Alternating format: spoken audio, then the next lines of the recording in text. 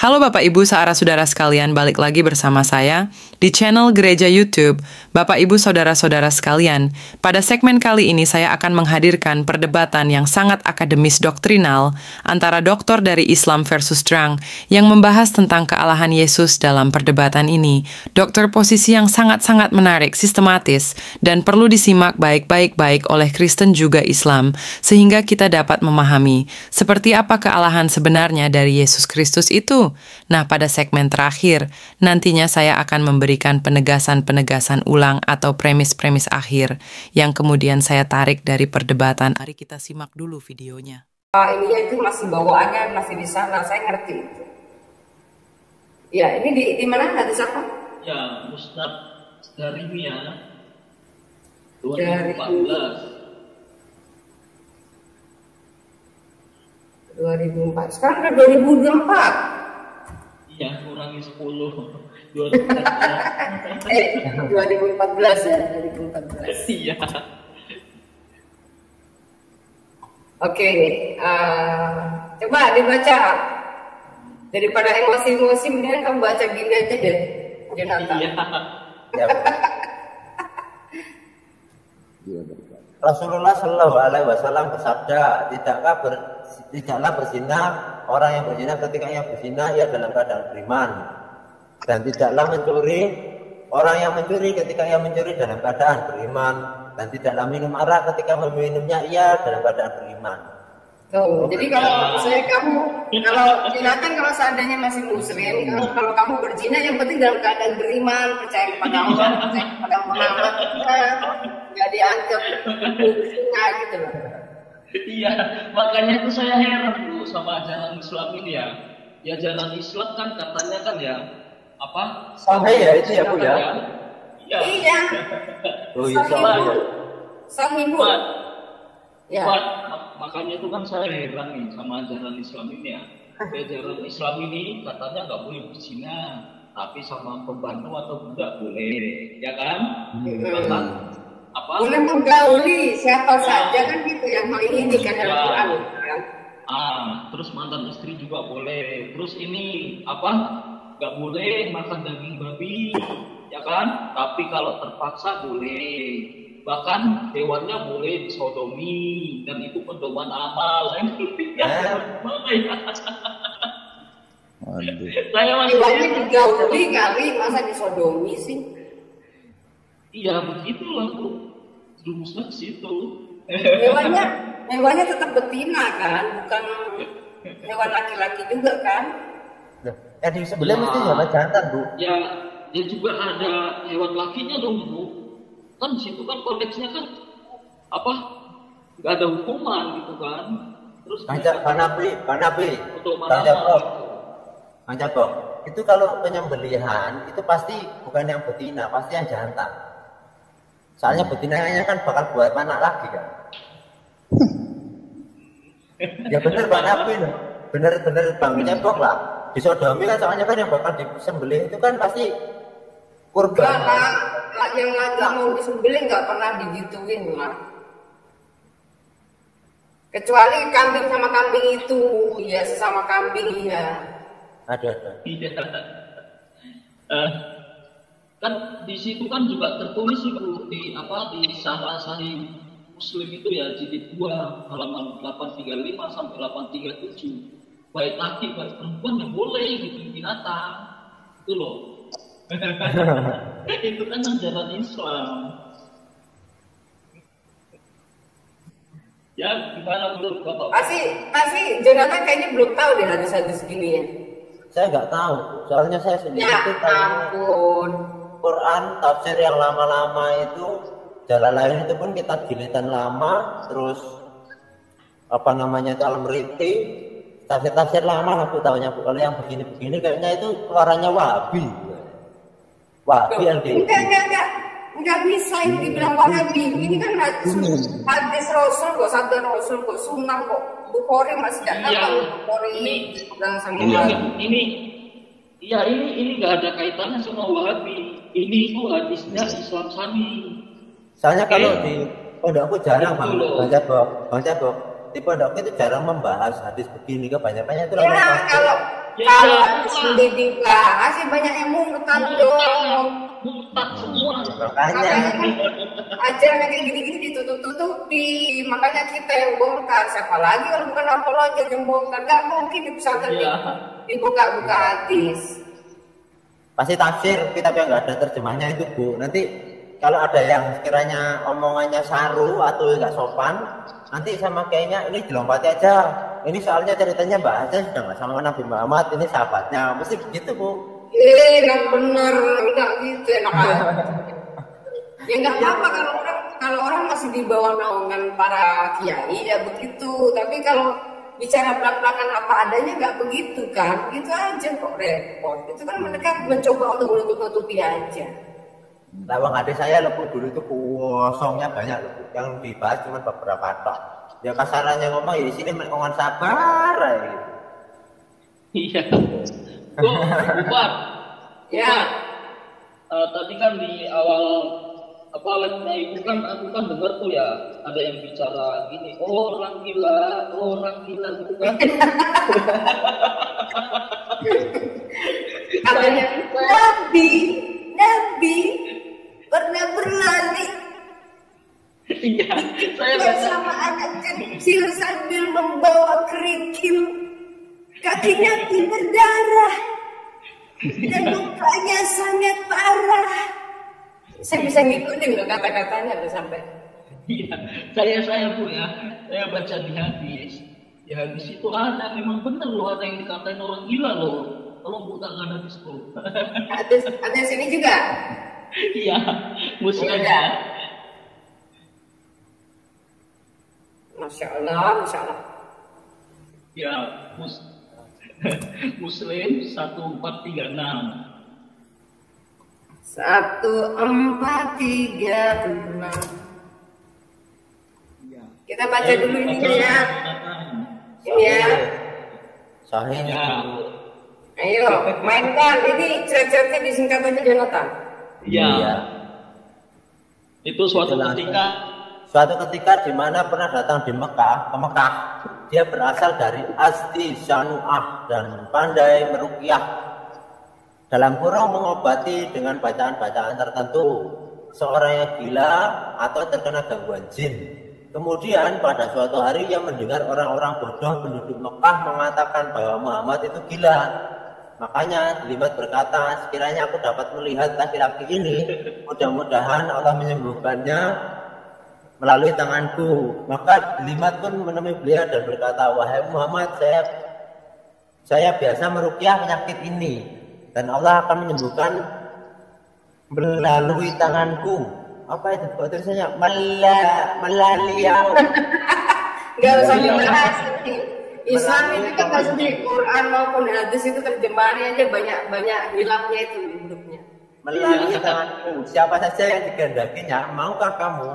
Maka Rasulullah SAW membaca Innal hamdalillahi nahmaduhu wa nasta'inuhu Udah latih aja, nggak usah baca mantra, nanti kamu malah jadi kena rupiah.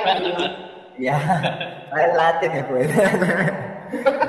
Maka Nabi Shallallahu Alaihi Wasallam pun mengulanginya kembali hingga 3 kali. Akhirnya Delimat berkata, aku telah mendengar kata-kata tukang tenun, kata-kata tukang sihir, dan kata-kata tukang syair. Oh berarti siiran kayak Gus Dur itu juga haram ya Bu ya. Tetapi aku belum pernah mendengar kata-kata yang seperti Anda ucapkan itu. Aku pun juga pernah mengarungi lautan. Berikanlah tangan Anda padaku. Aku akan bersumpah setia dengan Anda untuk memeluk Islam. Maka beliau pun membaiatnya. Kemudian Rasulullah SAW bersabda, dan juga untuk kaum muslimat berkata, Ya juga untuk kaumku. Tidak berapa lama kemudian Rasulullah SAW mengutus syariah atau pasukan khusus yang ditugaskan untuk mengoperasi tertentu. Lalu mereka melewati kaumnya Delimat. Lalu komandan pasukan itu bertanya kepada para prajuritnya, adakah kalian mengambil sesuatu dari kampung itu? Maka seorang laki-laki menyahut, ada. Saya telah mengambil saya telah mengambil ember mereka. Maka sang komandan pun berkata, kembalikanlah karena mereka adalah kaumnya, jemaat. Kembalikanlah karena mereka adalah kaumnya. Ini kalau aku dengar narasinya ini aneh. Siapa yang sakit, siapa yang disebut orang gila, siapa yang ngobatin malah masuk Islam, kan lucu. Iya. Jadi begini ya intinya ya. Ini Bu. Jadi begini sebentar. Jadi begini intinya. Di situ kan udah jelas tadi kan ya. Yang dikatakan orang gila siapa? Ya si Muhammad. Si Muhammad. Bukan aku loh yang ngomong orang gila loh. Itu tertulis sendiri loh. Loh, kan yang ngomong Ustaznya juga toh. Iya. Mau tak ulang lagi bagaimana? Iya. Dan itu, Bu, dan itu bukan cuma tertulis di hadis loh, di Quran juga iya loh. Masya Allah. Jalan. Nggak percaya? Coba. Coba buka Quran, coba Al-Mu'minun PS23. Oh, yang bilang Bu Fatimah tadi nggak nyadar ada yang ganjil nggak Bu? Ganjil lah. ganjil. Aku telah mengambil ember, kembalikanlah. Itu kaumnya jelimat loh, kaumnya jelimat itu ember Bu. Enggak. Maksudnya jangan ambil embernya karena itu kaum jelimat punya. Jadi Ya, jangan ambil. karena dia udah masuk Islam gitu loh. Jadi Sudah masuk Islam, tapi Nabi dibilanginnya gila. Oh gitu. Mas embernya buat itu baptis kali. Mau dipercik ya Bu ya. Ini kalau saya mikir lucu, yang gila siapa, yang sakit siapa, yang pasiennya siapa, yang ngobatin siapa. Harusnya kalau yang sakit itu ketika disembuhkan sama dukunnya ya, dia harus ikut dukunnya gitu kan. Tunduk sama dukunnya, malah dukunnya masuk Islam gimana? Masa nabinya malah jadi apa, dia punya penyakit kayak gitu sih. Penyakit gila. Kayak mana wah, nggak logik kan, ya? Coba bukakan Quran Bu. Oke. Nah itu Nabi diobatin sama dukun. Iya, Nabi coba dengan dukun. Iya. Jibril juga. Jadi Jibril mau ngapain nganter Quran kalau lebih botol dari dukunnya? Nah ini makanya dukun lebih sakti kan? Dia baca mantra. Lebih sakti dia, bisa nyembuhin Muhammad tuh. Gimana coba? Jibril aja nggak bisa nyembuhin Muhammad. Nah, itu. Jibril nganter Isa, Jibril nganterin si Isa lahiran, kagak tahu lahirnya di mana tuh Isa. Enggak pintar si Jibril. Ada Ini ada pula yang request ini. Bu Fatimah tolong buka Ustadz Ahmad. Mana tadi? Ustadz Ahmad nomor 338 Bu, bagaimana Nabi 25 ditunggangi para jin sepanjang malam sampai terbit matahari. Oke, ntar ya. Habis cebok dulu ya, nanti cebok mau ngasih Quran dulu, mau ngasih dalil suci.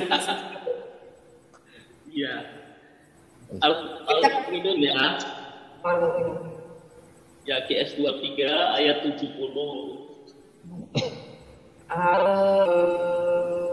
QS 23. Ya. 70 ya. Ya, oke.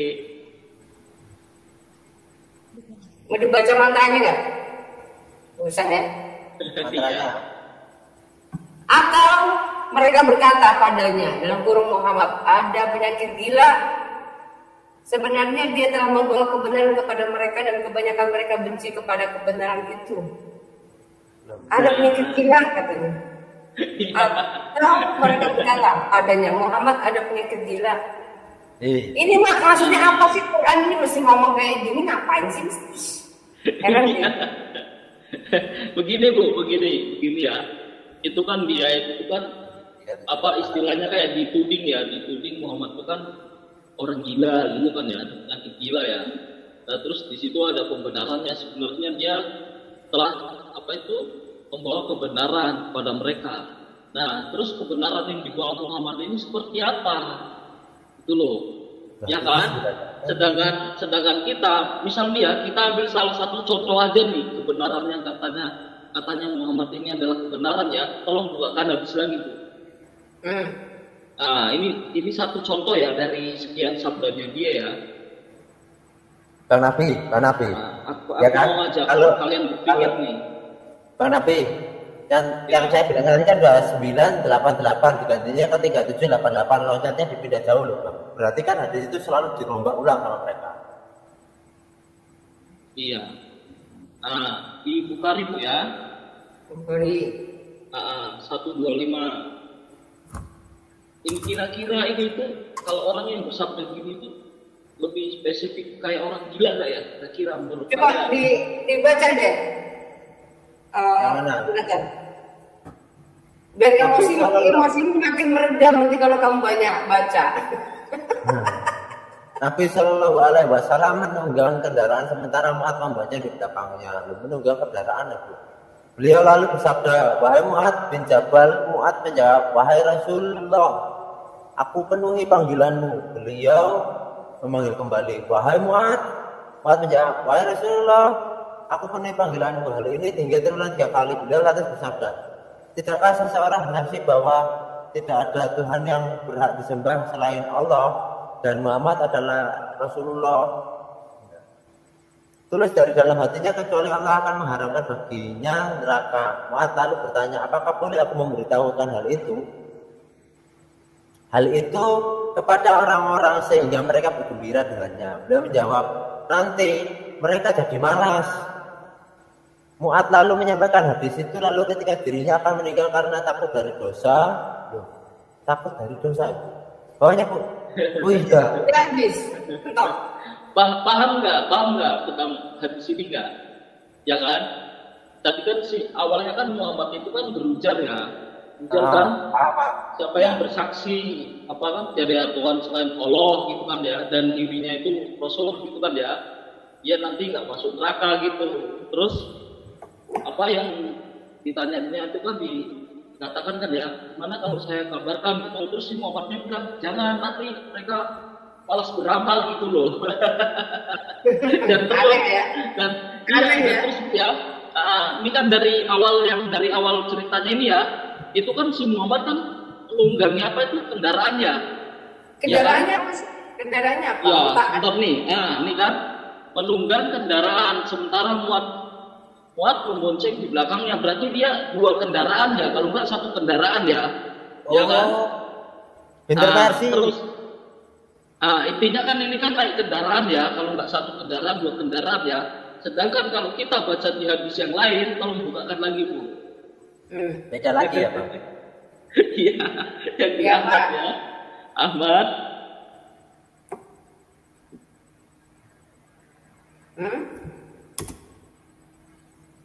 Ya, Ahmad 6460.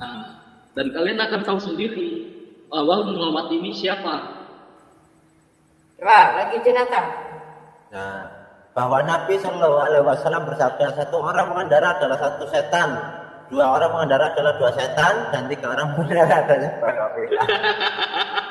Nah, jelaskan. Jadi Muhammad itu adalah setan. Gitu aja. Sesuai omongannya sendiri.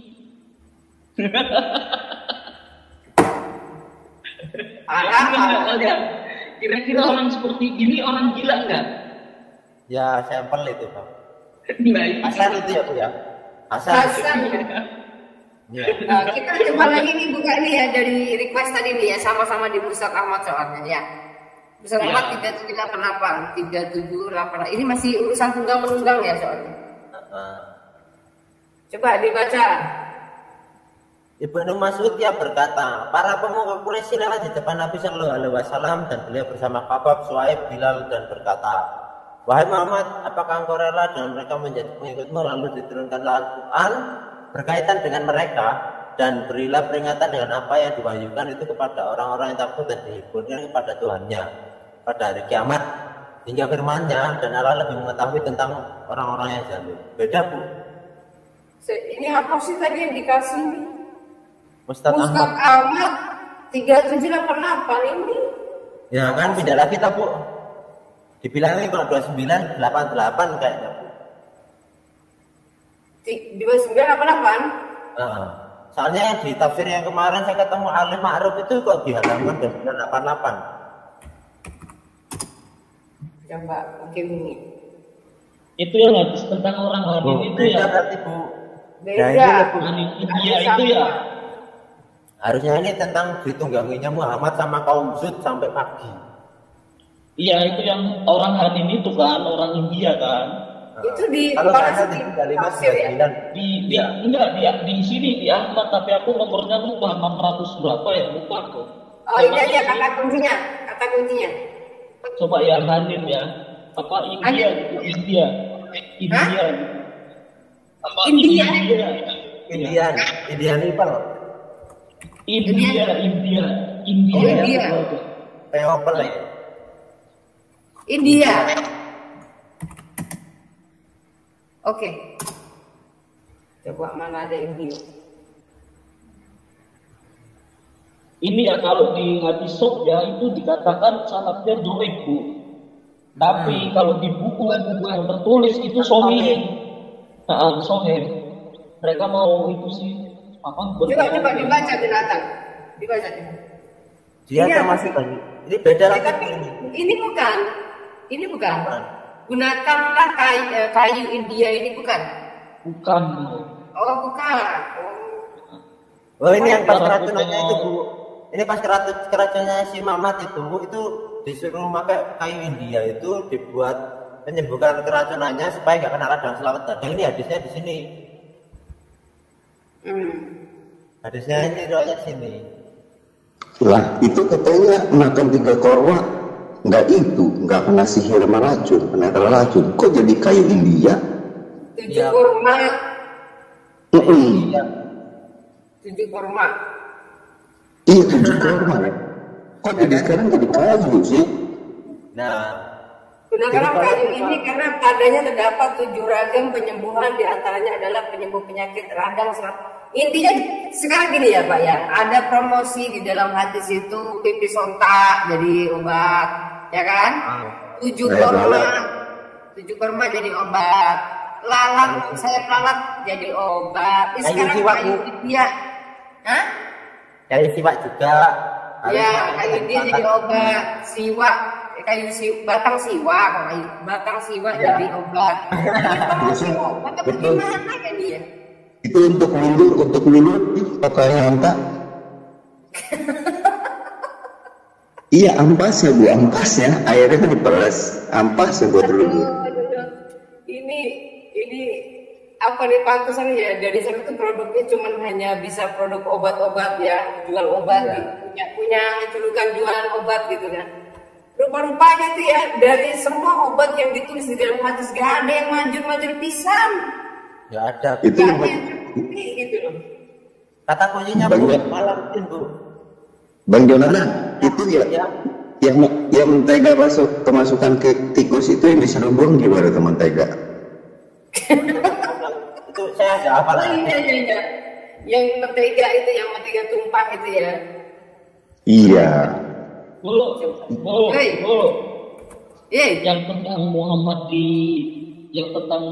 di Sodomin itu di Ahmad 3599. Oh, Ahmad 399.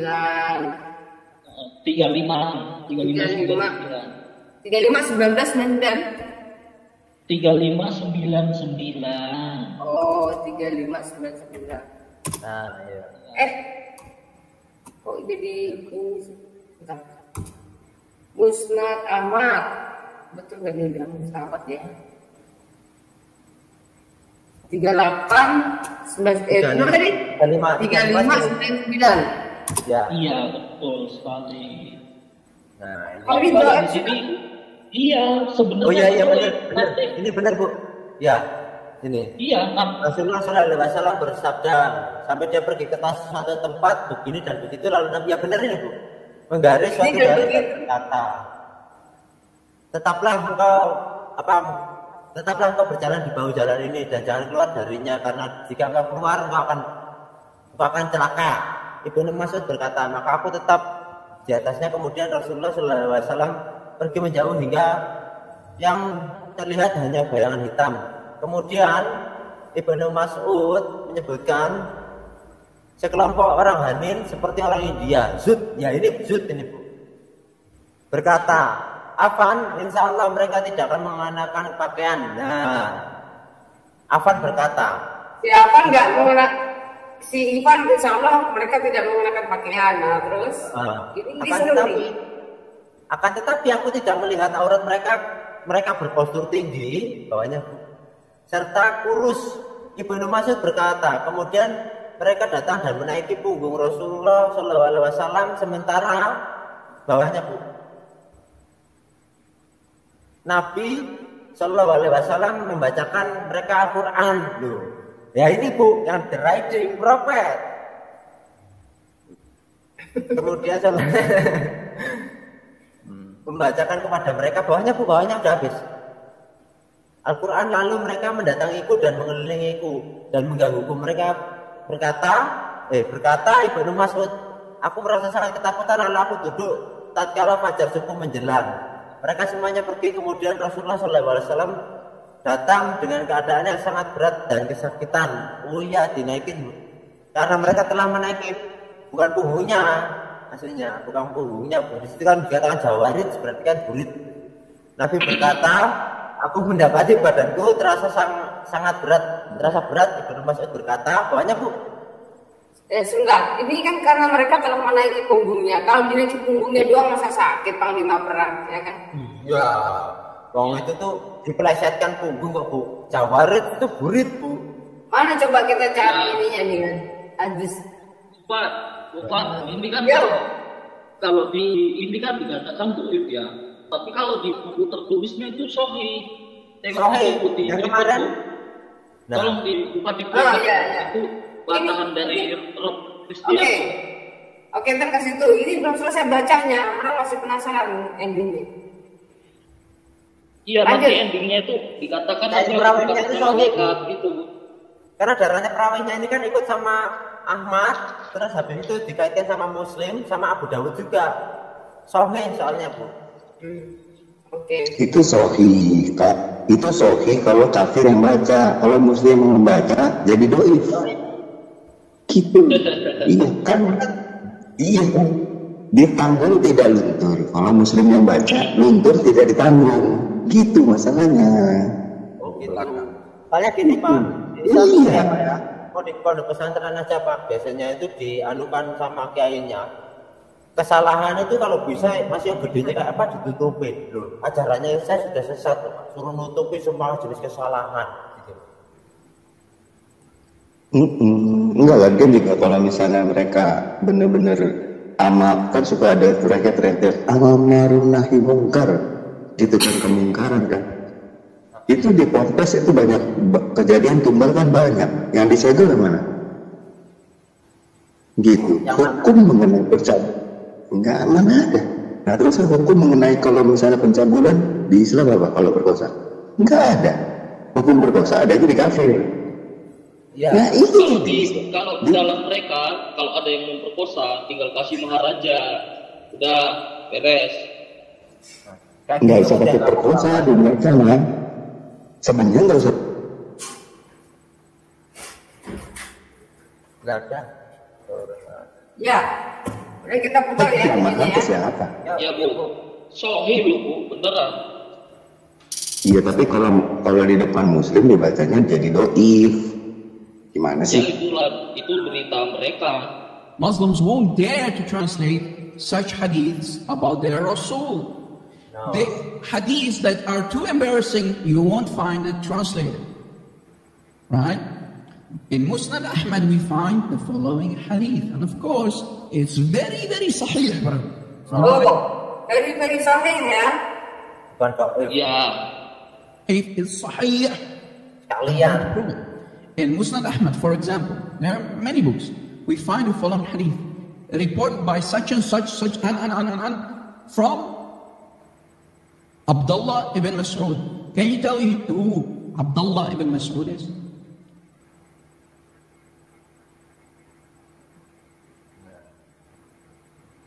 Anyone can tell me in the live chat who Abdullah ibn Mas'ud is?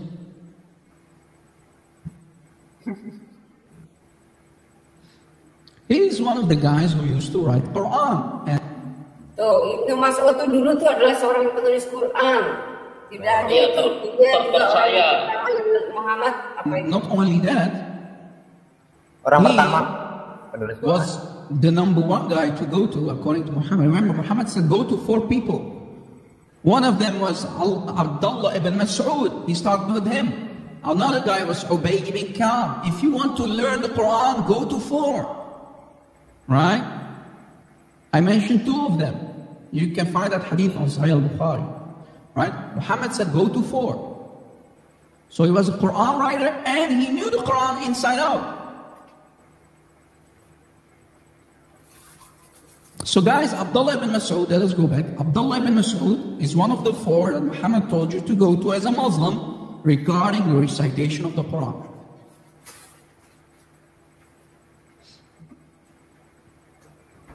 Look what he said. Look what Abdullah ibn Mas'ud said. Guys, let us focus. Rasulullah sallallahu alayhi wasallam wanted me to join him, so we went on our way until we came to a place called Kaza wa Kaza, meaning to a such and such place. The words Kaza and Kaza mean such and such, right? Kaza wa Kaza. Meaning, he refused to mention the name of the place. Yeah, so the place is unknown. So he planned, Muhammad planned for that, I should stay a little behind. So Muhammad ordered Abdullah ibn Mas'ud, guys, to stay behind and keep a distance from that place that Muhammad was about to enter. Keep a distance, oh Abdullah ibn Mas'ud. Muhammad is saying, stay away, brother, don't come any closer. As if I did not, I will be killed. So if I won't listen to Muhammad and I will continue walking to that place that Muhammad was going to, I will die. Abdullah ibn Mas'ud is confirming, right? That's what he's saying. And that's exactly what I did. So Abdullah ibn Mas'ud, one of the Sahabis of Muhammad, he stayed behind. One of the companions stayed behind. Then Rasulullah, Muhammad, went ahead and had a small distance, and he, Muhammad, mentioned that. Now here comes the Jews, guys. Here comes the meat. Are you ready? I hope you are ready. There are a group of people. And then Afan confirmed the following description of those people. The Zut, if you go to the Arabic, and those people are called what? The Zut. Zut means black, Indian-looking people, right? Basic. Artinya hadis yang kita buka tadi dalam terjemahan bahasa Indonesia narasinya sama loh ya. Sama. Iya, sama. Bedanya nih dia memakai bahasa Inggris gitu loh. There are black people, but they are not really looking like black people from India, more like, from Africa, more like Indian black kind of people. Right? Those are called the Zut. They came, what did they do? And they are naked. Mereka bugil loh, tadi kan telanjang ya kan? Telanjang, kan? ya. Betul. Tapi tidak terlihat kemaluannya, tapi mereka bugil. They are naked, and you cannot see their genitals, but they are naked, brother.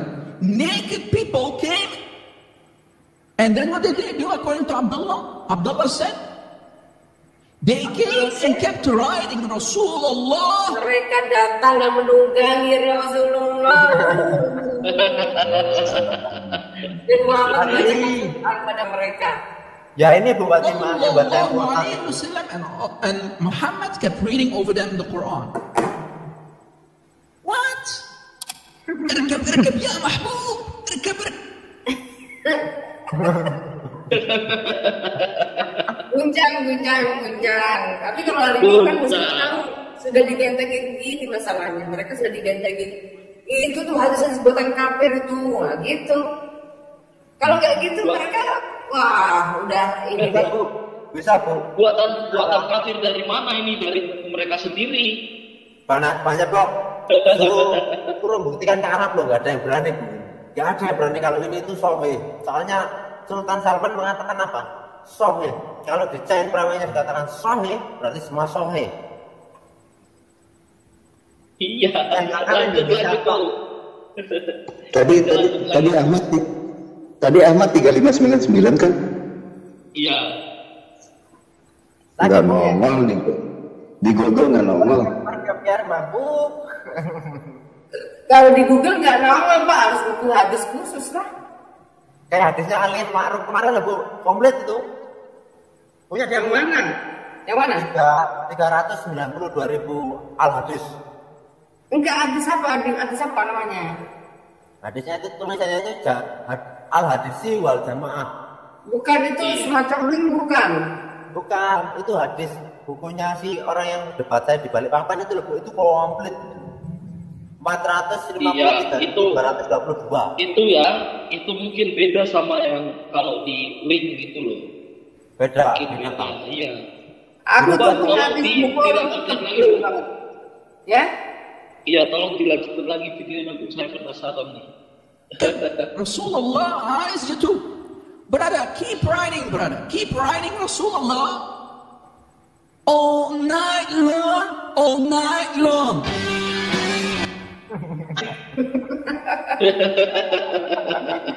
Salat mau Bu. All night long. Sepanjang malam. Sepanjang malam. Oh my God. All night long.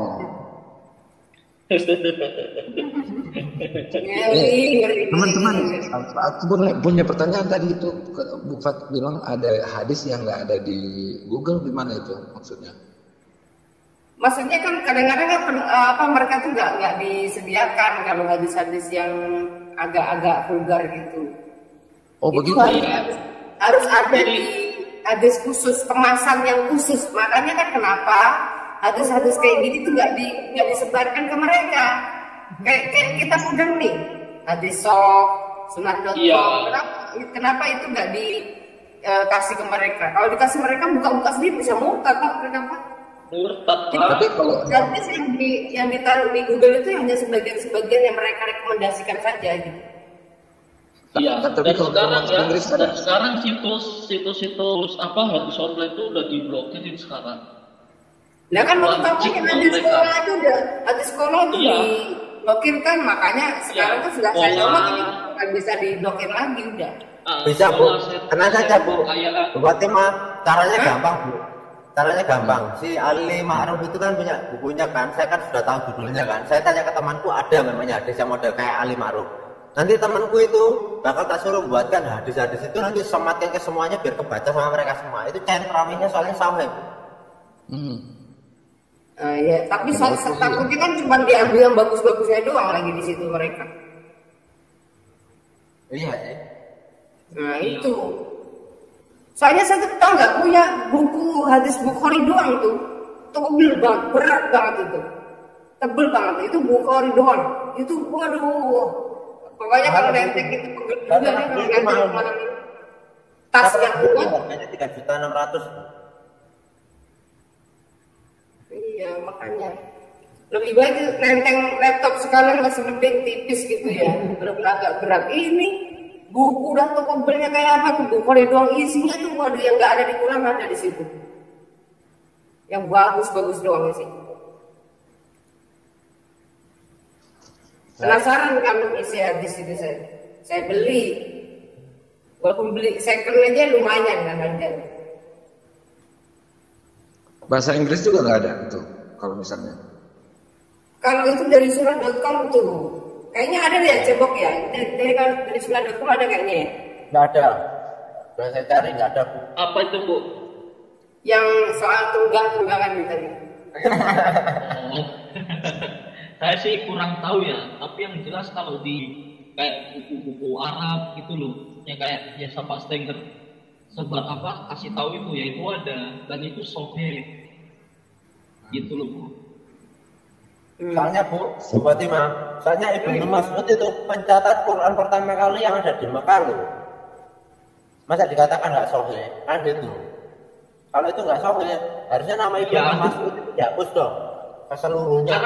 Sekarang begini, Bu Bar, masih ingat nggak ya tentang apa yang memukul bahu kanan kiri itu? Oh iya, soal kulit hitam itu ya. Ya kan di hadis Sof kan dikatakan doib ya. Tapi kalau di sunnah.com kan dikatakan Hasan. Iya, waktu itu Dari begitu. ininya. Mereka ini ada nakalnya. Gak mau jujur, malu mungkin. Intinya, intinya iman umat Islam itu sengaja sama para cendekiawan muslimnya itu sengaja disembunyikan yang dianggap itu sebagai menjadi bahan kemurtadan, mereka akan tutupi. Sama dengan kata pertanyaan, ya, pertanyaan itu kenapa paling tidak disukai oleh orang Islam? Karena ketika orang itu bertanya, ya itu sudah berarti dalam hati sudah ada timbul keraguan, ya pada akhirnya mereka membuat fatwa. Orang yang bertanya itu berarti sudah meragukan Islam dan itu sudah dianggap kafir. Nah, coba bagaimana kalau sudah dilakukan begitu?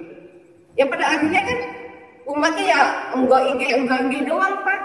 Gak bisa mau bertanya karena ketika mau bertanya sudah dianggap murtad. Mereka menghindari. Iya.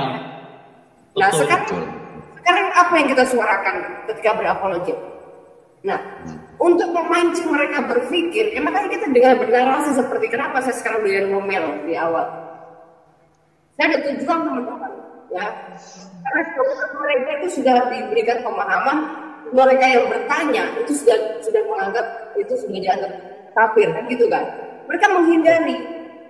Nah itu sebabnya ketika bersuara sambil sedikit memancing pertanyaan, nanti mau nggak mau kan terbesit pemikiran mereka. Masa seorang bertanya jadi murtad, aneh ini. Nah lama-lama mereka berpikir. Pelan-pelan mundur teratur, ya kan? Mundur teratur. Makanya saya bilang ya, ketika kita berapologet itu jangan tujuan membalas dendam atau benci kepada mereka, tetapi sebaliknya kita menunjukkan kasih dengan cara seperti ini. Karena apa? Kita ini ada orang-orang yang sudah bilang terang. Yesus berkata, "Akulah terang dunia. Barang siapa mengikut aku, dia sudah tidak akan lagi di dalam kuasa kegelapan." Kan begitu kan? Nah, sebaliknya dong, kalau orang tidak mengikut Kristus berarti dia bukan di dalam terang, tetapi di dalam gelap, kan gitu. Ya. Maka kita bisa melihat secara fakta, secara patutnya Muhammad ini tidak memiliki gelar sebagai terang dunia. Tapi yang terang dunia adalah Yesus, kan gitu. Dan Yesus itu memiliki gelar dalam dunia dan akhirat. Tetapi Muhammad tidak memiliki gelar itu, walaupun dalam narasi penafsir membuat menuhankan, hampir menuhankan atau menyetarakan Muhammad dengan Allahnya gitu. Dan itu pun sebenarnya bagi orang-orang yang berpikir ketika Muhammad ini disetarakan dengan Allahnya, dia akan mempertanyakan, iya ya Muhammad itu kan manusia biasa. Nah kenapa sering saya sampaikan Muhammad ini ya, dia dari kelahirannya sama seperti kita, hasil benih manusia. Artinya juga memiliki keterbatasan di dalam kuasa, dan bahkan kemanusiaannya itu akan lebih dominan daripada tentang keilahiannya, karena dia tidak memiliki sifat keilahian itu gitu loh dalam diri Muhammad, tidak ada, ya kan? Nah sering saya pancing dengan ungkapan-ungkapan seperti itu, mereka akan berpikir iya juga ya kalau seandainya Isa dengan Muhammad disamakan setara dengan Nabi, kenapa harus percaya sama Muhammad? Kenapa gak percaya sama Isa saja, kan gitu kan? Gak usah jauh-jauh ngomong Yesus, Isa sama Muhammad saja kalau diadu bicara gelarnya, bicara mujizatnya, bicara sisi kemanusiaannya, akhlaknya, hancur ke Muhammad gitu loh. Ya, bisa dipahami ya. Iya. Tentu Pak. Cuman gini loh Bu, cuman di mereka itu sebenarnya sih kalau saya berpikirnya gampang. Semua yang jadi mualaf itu pasti botol. Kenapa saya berpikir begitu? Karena saya berpikirnya seperti ini. Waktu si Jibril kasih ke Muhammad, kan si Jibrilnya udah dinubuatkan, udah nganterin Isa kan. Nah Isa udah dinubuatkan mengenai Muhammad kan. Dia udah nganterin Isa ke Maria kan. Nah terus si Jibril ini ketemu Muhammad nggak tahu. Iya. Waktu ke langit, siapa yang kau bawa itu ke sini? Ini Nabi Allah. Lah Nabi Allah nggak bisa nggak tahu. Iya. Pak Simba. Pak Simba. Simba. Kenapa? Bentar. Jangankan Muhammad ya. Tadi kan Bapak kan bilang ya kalau orang yang mualaf pasti botol ya. Jangan. Jangankan Muhammad. Ya jalan mereka itu Pak ya. Kalau Bapak ingin tahu. katakan kebodohan itu adalah ilmu tertinggi dalam Islam. Gak percaya? Pantesan. Bu, sharekan Bu. Enggak, jadi sharekan Bu. benar. Astagfirullah. Gimana Pak Nabi, Diberikan. Iya. sebenarnya sebelum ada Muhammad aja udah kelihatan botolnya. Mutus Nabi Soleh. Musuhnya siapa sih Soleh? Dilahirkan di mana? Nah, mutus Nabi ngapain dia? Pak Simba. Nah. Itu maksudnya Nabi Soleh. Wong Khidir itu lo menangi zamannya Adam, tapi nggak dikatakan di situ di ceritanya Quran kalau ketemu sama Adam kok. Khidir itu Nah, lebih itu. Iya, dia ngutus Khidir atau Ibrahim atau Idris Khidir, Hud. Terus Nabi siapa lagi? Nabi Soleh, Nabi Syuaib. Musuhnya siapa? Lawannya siapa? Ngapain? Gitu loh. Itu aja udah gak jelas. Itu bisa mutus batu. Si Allah mutus batu ngambilin baju Musa jelas. Batu diutus sama Allah. Ini Nabi orang diutus nggak jelas. Bingung. Pak Simba. Ini kan ada ya tentang mereka sendiri ya, ulasan mereka sendiri ya. Nah ini Pak Simba yang baca ya. Tolong bacakan untuk kami. Ngaji jadi bodoh atas perintah Allah itu ilmu tertinggi. Oh ya makanya kalau mereka nggak bodoh Pak, pondoknya nggak laku. Terus buat scrolling ke bawah Bu, biar dibaca Bu sama teman-teman. Siapa yang nggak kenal itu? Mereka dibawa ke Mekah itu kemedut sama pedangnya ajudannya sama si Salman aja udah muntir gitu. Scroll lagi Bu ke bawah. Pak Simba tolong bacakan Pak Simba. Dari atas lagi Bu, dari atasnya lagi biar semua kebaca. Nah, kalau ini ngaji terus bahwa jadi bodoh adalah perintah Allah, itu ilmu tertinggi. Manusia seringkali ingin terlihat pintar hanya apabila kalau menjelaskan ajaran Allah seolah ia paling paham atas tafsirnya. Tentu saja itu bagus, tetapi tidak selamanya itu menjadi sangat sangat bagus. Ada bingung ini kalimatnya. Tentu saja itu bagus, tetapi tidak selamanya itu menjadi sangat bagus. Adapun sesama dalam konteks yang lain untuk menjalani syariat Allah, manusia justru harus jadi orang bodoh yang taat apa adanya atas syariat yang dijalani. Ngerti Jadi manusia justru harus jadi orang bodoh yang taat apa adanya atas syariat yang dijalani. Lain katanya adalah sami'na wa ta'na gitu. Iya. Ini bawahnya Bu, sami'na wa ta'na. Baca lagi. Ya baca lagi Pak, biar lebih close. Baca Nathan. Oh iya, ini ada tulisan nih, sami'na wa ta'na nih. Penjelasan unik terkait hal ini bagi bos Baha, ajaran agama itu sifatnya ubudiyah. Ubudiyah itu berarti patuh ya Bu ya.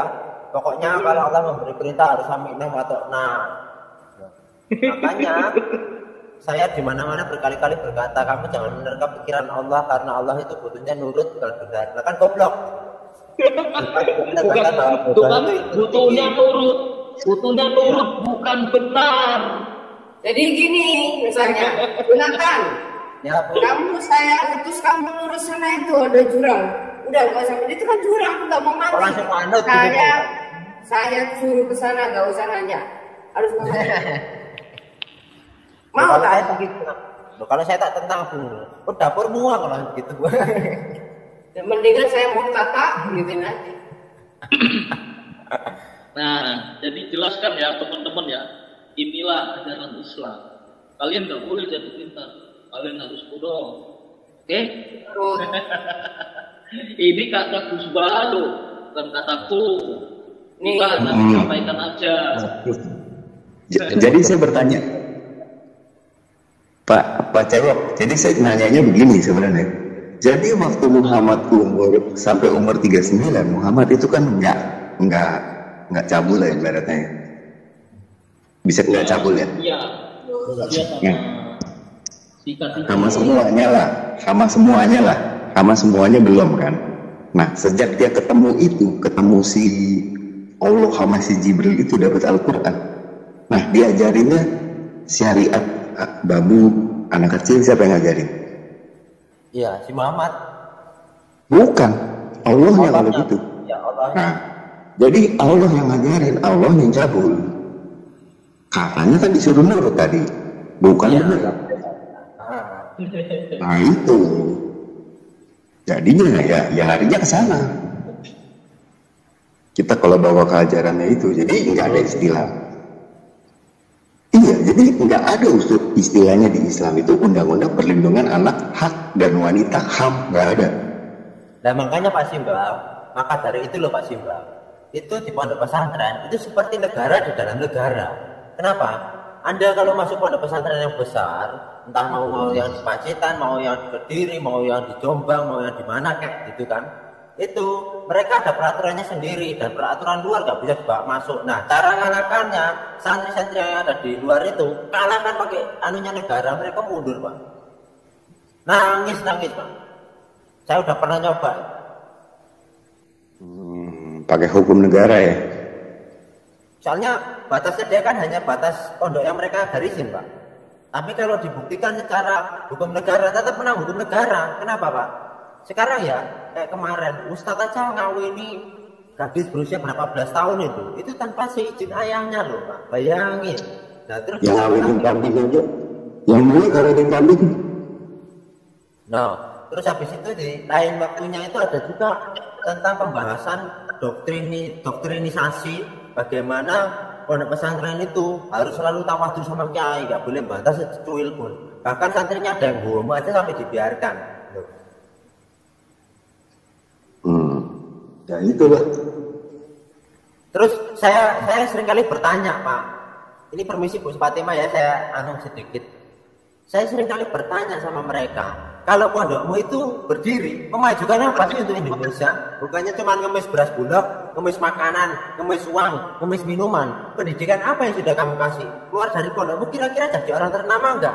Terus ditambah lagi, di pondokannya mereka pernah memajukan apa sama Indonesia? Dikenal apa Indonesia ini dengan sebutan pondoknya itu? Peternakan manusia.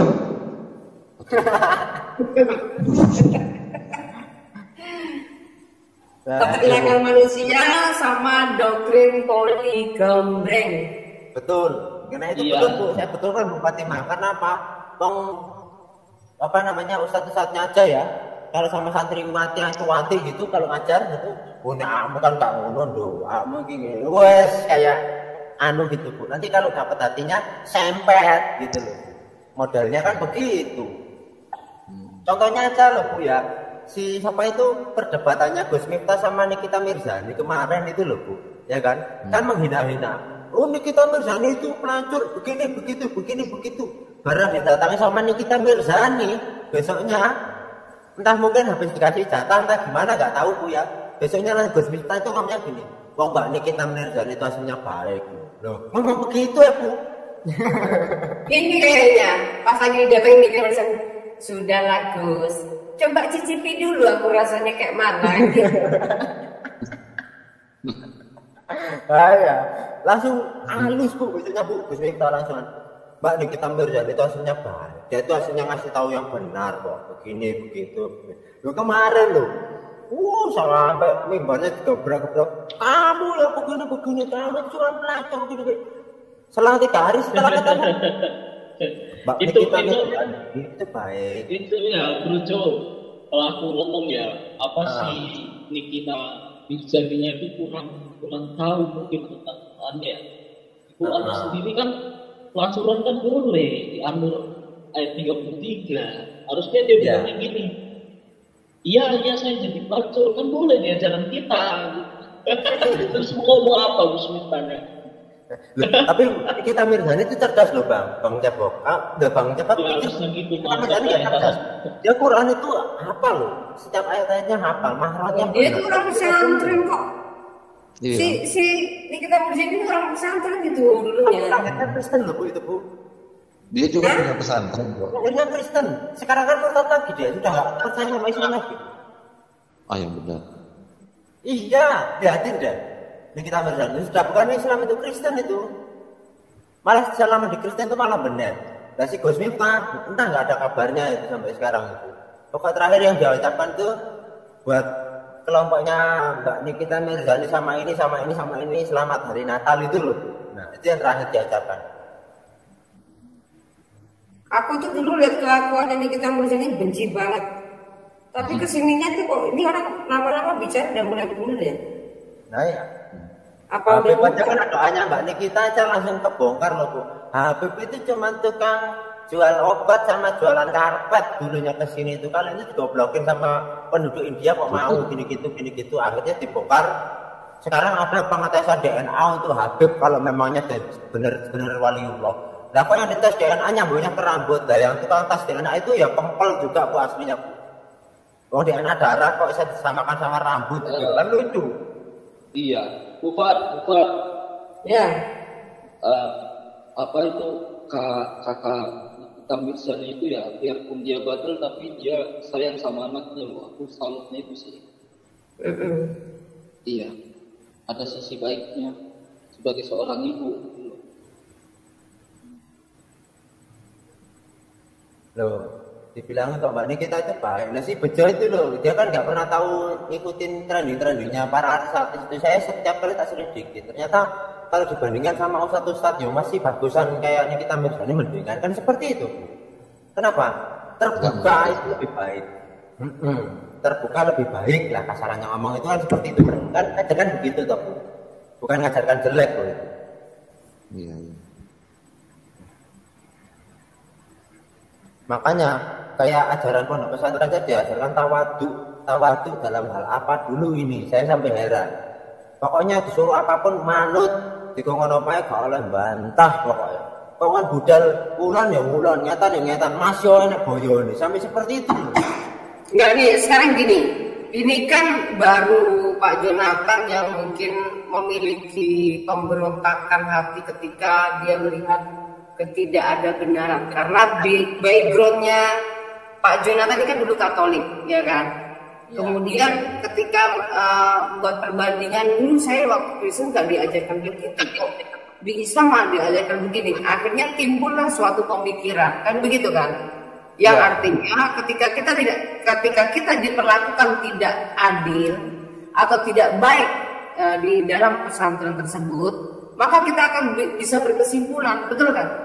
Nah, yang jadi perkara adalah mereka yang sudah notabene jeblok jadi Islam, doktrinnya melulu di situ, menjadi katak dalam tempurung.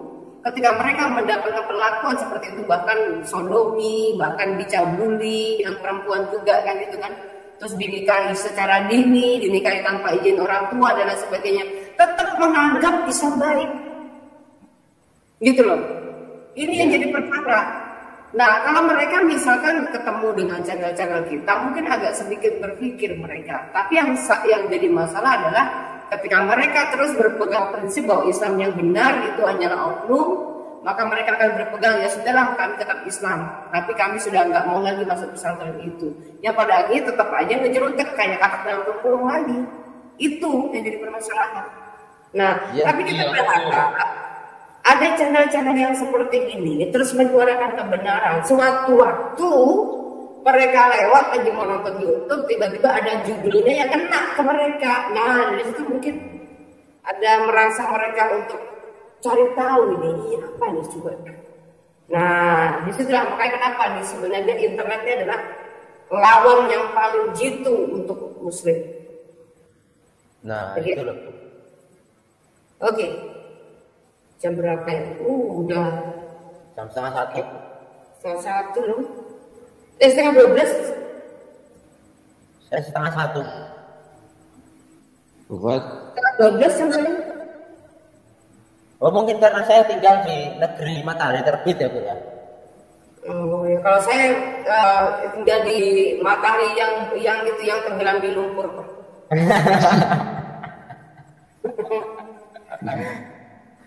Oh, Zulkarnain. Kalau saya di Kayangan Bu. Kalau saya di Kayangan nih. Nah ini dinilai semua loh di sini. Iya. Bu, ngomong-ngomong Bu Fatimah, Ya. itu yang kemarin Bu ya, yang kemarin itu loh bisa sampai puasa ya Bu ya. Jadi cara cawinya itu begini. Iya. Bufat, Ya. aku ya selama hidup ya di dunia ini ya, belum pernah dengar satupun Muslim bersaksi ya bahwasannya dia kata ya nengok nabinya itu di surga masih quick gitu. Aku belum pernah dengar yakin. Entah bilang gini, aku mimpi gitu dan nabi kita sedang kuat sama bidadari itu, aku belum pernah ya benar. Iya, kalian pernah nggak? Nah, kalau mereka katanya kalau siapapun boleh diserupakan, tapi kalau Nabi itu nggak bisa diserupakan. Padahal justru dari kitabnya sendiri itu yang nggak bisa dirasuki setan, dia nggak bisa dideketin setan, nggak bisa disentuh setan siapa? Maryam sama Isa. Iya, betul. Tapi kenapa kok malah dipelintir sedemikian rupa? Mereka menganggap, kenapa kok mereka nggak pernah dimimpiin Muhammad? Katanya Muhammad nggak bisa diserupakan, dan Muhammad itu suci, kan orang suci, jadi dia nggak bisa diserupakan oleh jin oleh setan manapun. Katanya begitu. Tapi kok si Lutu lihat dia di neraka, ya kan? Terus ada lagi bilang ada kesaksian juga gimana? Ya. Buka An-Nahl 99 ya Bu. Oke. Bu, itu kalau diserupakan sama Masih Muhammad, orang-orang nggak mau ke Mekah Bu, nggak ada yang naik haji, nanti nggak ada yang mau ketemu Zoroaster. Palanya merah ya. Matanya merah, palanya besar. Ayat berapa? An-Nahl 99 An-Nahl. Ayat An-Nahl ya? An-Nahl. Ya. An-Nahl. Iya, An-Nahl Pak, bukan Anal. Kita kan di Indonesia. Itu kan Arab. Iya, 99. Angka cantik itu. Innahu laisa lahu sultanun 'ala alladziina amanu wa 'ala rabbihim yatawakkaluna.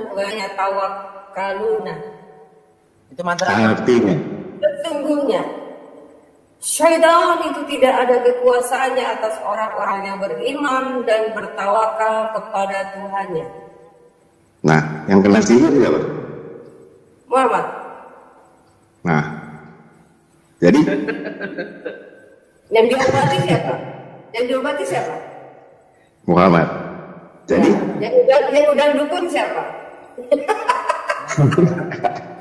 Iya, Muhammad juga tadi ya. Terus habis itu umat Islam mengimani bahwa Muhammad ini tidak bisa diserupakan, tidak dimasuk. Nah, ada dalilnya yang kebalikannya kalian pakai mana coba? Soalnya kan sama menaikkan haji aja Bu. Menaikkan haji itu kerjasamanya Indonesia dan Arab Saudi, lain dari itu nggak ada. Contoh lainnya, buktinya TKW atau TKI kalau di sana dibongkar kalau dia itu aswaja, ahli sunnah wal jamaah, penggal kok gitu. Tapi kalau haji boleh Pak, kalau haji aman aja, kan sekali bayar, nggak netap toh. Tapi kalau TKI TKW, dia berani bawa Quran yang versi Indonesia ke sana, mau diar Pak. Kalau kamu naik haji itu menguntungkan Arab Saudi. Ada aneh kok. Karena uang gede. lagi bisa dipakai bro, gratis, nggak ada hukumnya. Iya, nggak ada hukumnya. Mereka bisa abal dia sampai sono. Nah ini Yang saya bingung begini.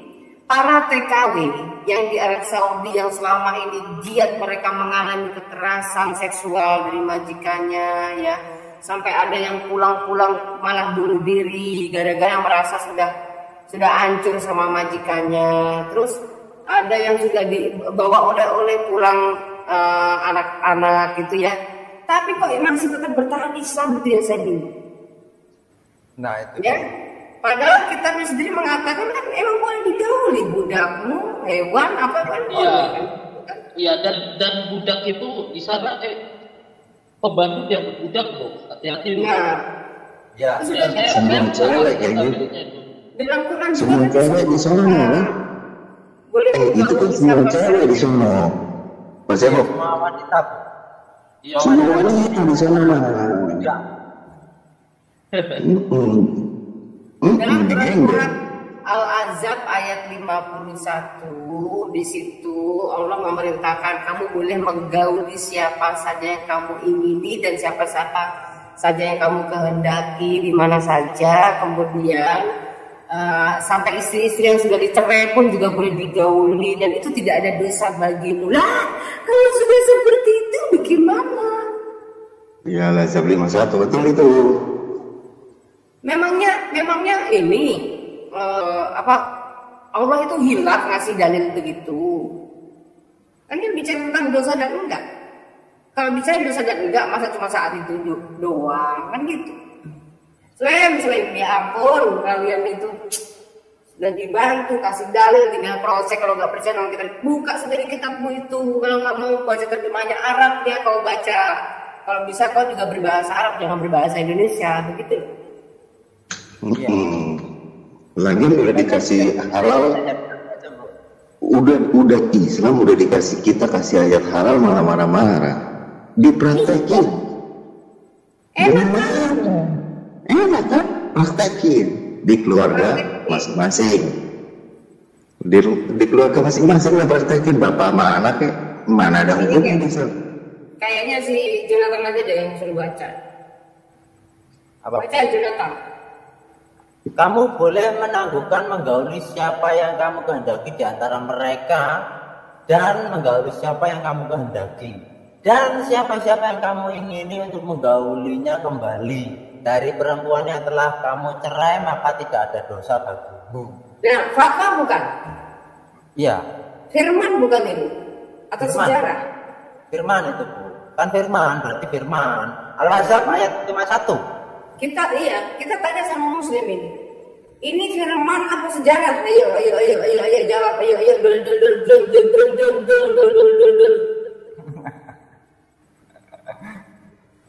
Ngeri. Kok sebenarnya nggak usah ngeri. Sebenarnya itu harusnya kebanggaan Islam, karena orang lain hukum kafir kalau zina itu dosa, pembantu itu sebuah kecabulan. Dari arti definisi zina saja itu berbeda pengertiannya Islam dengan Kristen, Pak. Islam mana kena zina sih, Bu? Di dalam kekristenan itu yang disebut berzina itu orang berkhianat itu disebut berzina, Pak. Islam tuh nggak kenal begituan. Itu saya bilang definisi berzina dalam Kristen dan juga Islam itu berbeda. Jadi makanya kalau menurut Islam ini suci, menurut Kristen itu mohon maaf, ya hancur, dosa, gitu ya kan? Tapi menurut Islam suci. Menurut Islam ketika berkhianat mengkhianati istri pertama, ya tambah lagi istri kedua, tambah lagi istri ketiga, tambah lagi istri keempat, menurut mereka suci. Bagi Kristen mau nikah di gereja kek, mau nikah di Israel kek, mau nikah di Paus kek, itu tetap berzina gitu. Karena kandungannya adalah khianat. Nah, kata zina ini juga bisa dipakai sama Tuhan dalam perjanjian lama ketika Tuhan mendapati bangsa Israel menyembah ilah-ilah lain. Gitu loh.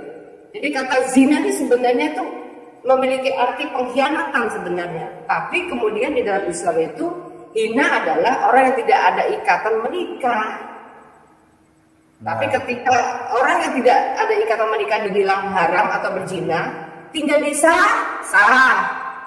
Saya nikahi dengan mas kawin beserta sendal jepit, sah, udah selesai. Itu udah anggap dia sudah berzina.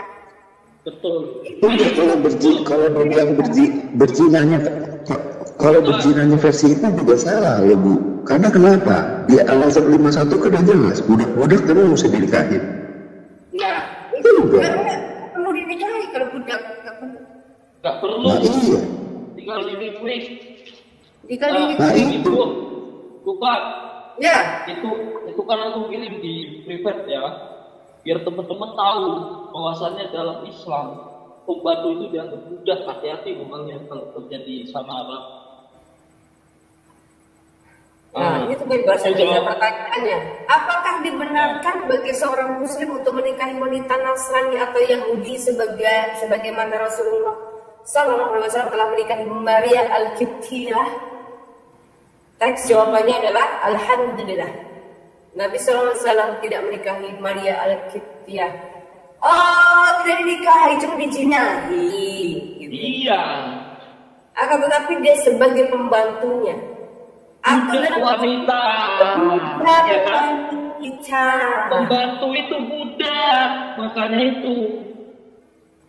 Yang diberikan sebagai hadiah dari Raja Mesir atau Ya. setelah perjanjian Ubaidiyah. Udah di situ ada. Bu, udah di situ ada bahwasannya ya pembantu itu budak di ajaran mereka. Makanya hati-hati kalau kerja di situ, kalau perempuan ya berpikir hati-hati. Saya ingatkan hati-hati.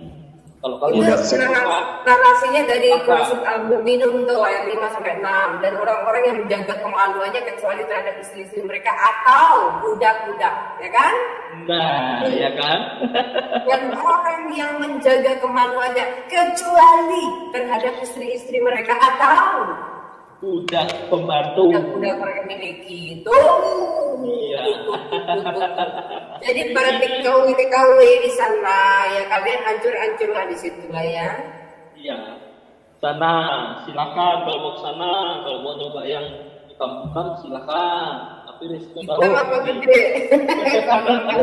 Gitu. Bu, saya bagaikan Bu, kalau di kalau di Islam itu kalau kita berjima tanpa keluar mani itu nggak usah mandi, Bu.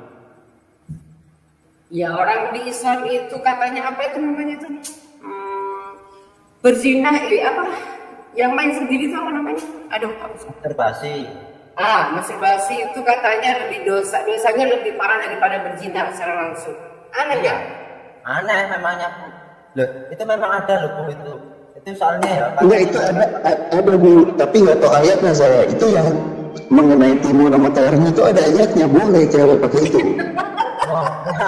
Nggak boleh Pak, timun dan terong. Boleh. Saudi itu dilarang perempuan membeli sayur terong sama apa katanya? Terong sama timun ya? Iya, tapi itu di fikih ada, Bu. Memang iya. Di fikih ada. Si Jonathan tuh Iya. kalau di fikih itu coba itu keluar dari itu fikih. Diungkap sama itu, Bu, channel sunnah Nabi itu, Bu. Masturbasi sama terong. Iya.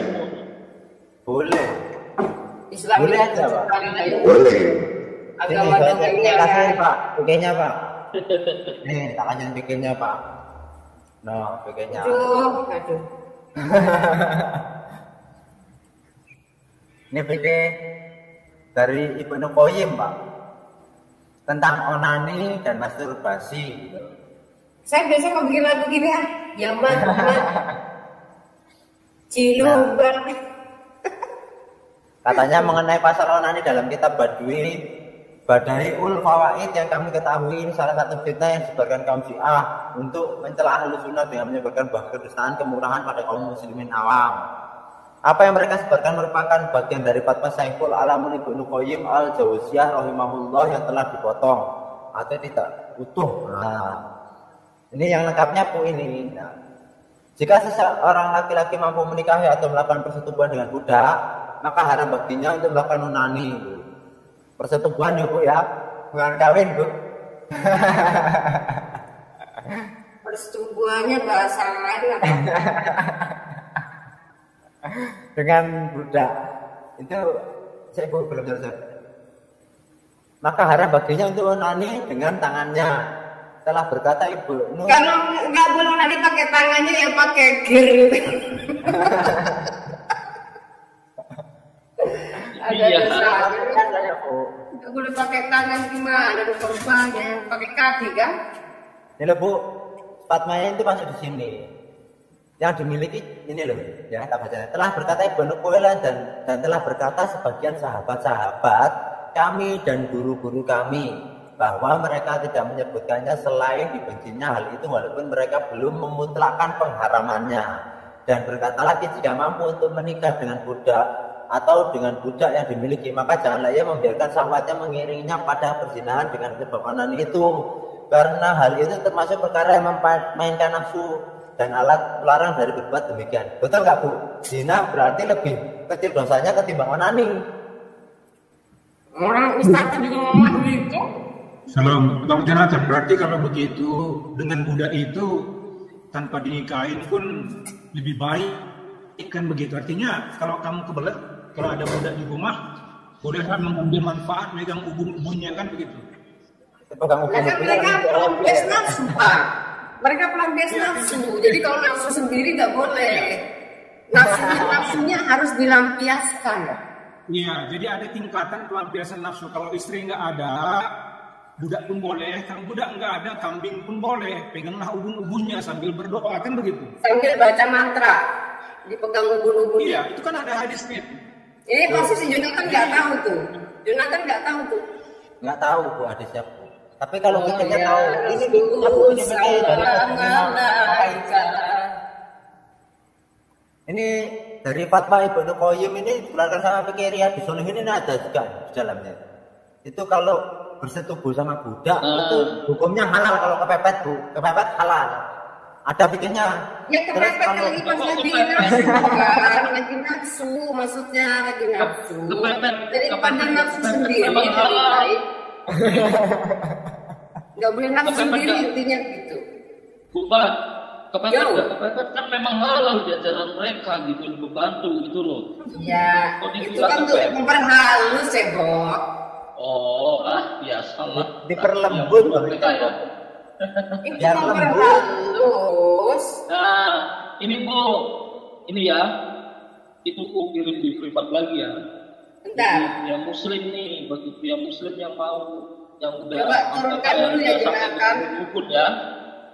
Bagi yang muslim yang udah rukun, boleh pakai semangka. Semangkanya dilubangin boleh. Dalam perjalanan, lalu tiba-tiba dia mengalami serangan nafsu berahi yang hebat. Maka apa yang harus dilakukan? Aduh, ini ajaran ya Allah tolong masih laku loh. Segini orang-orang kan bikin video juga. lakukan mau senggama, tapi istri atau jariyah tidak ada di tempat. Terus bagaimana dong? Untunglah ahli fikih Islam bernama Ibnu Qayyim menulis solusinya dalam bukunya yang terkenal Bada'i al-Fawaid di halaman 1472. Jika pria itu melubangi buah semangka atau adonan kue atau kulit binatang atau kayu yang dibentuk jadi patung lalu nge-seks dengan benda itu, maka hal ini sama dengan jenis masturbasi yang telah disebut halal karena sedang dalam perjalanan. Ini malah lebih mudah dilakukan daripada menggunakan tangan. Aduh!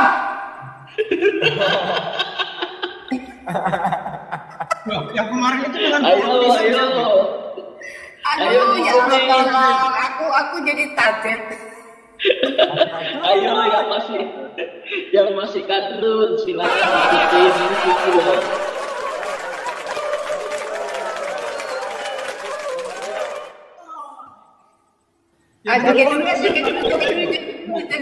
Joget dulu ya.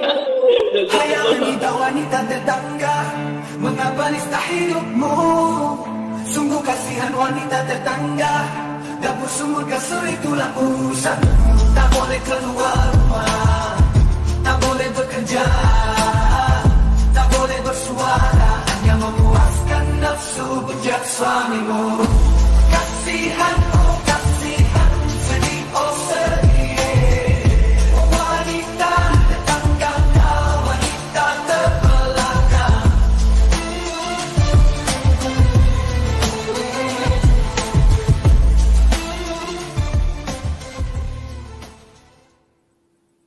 Itu ada yang nanya, Bu Fat itu semangkanya bunting nggak?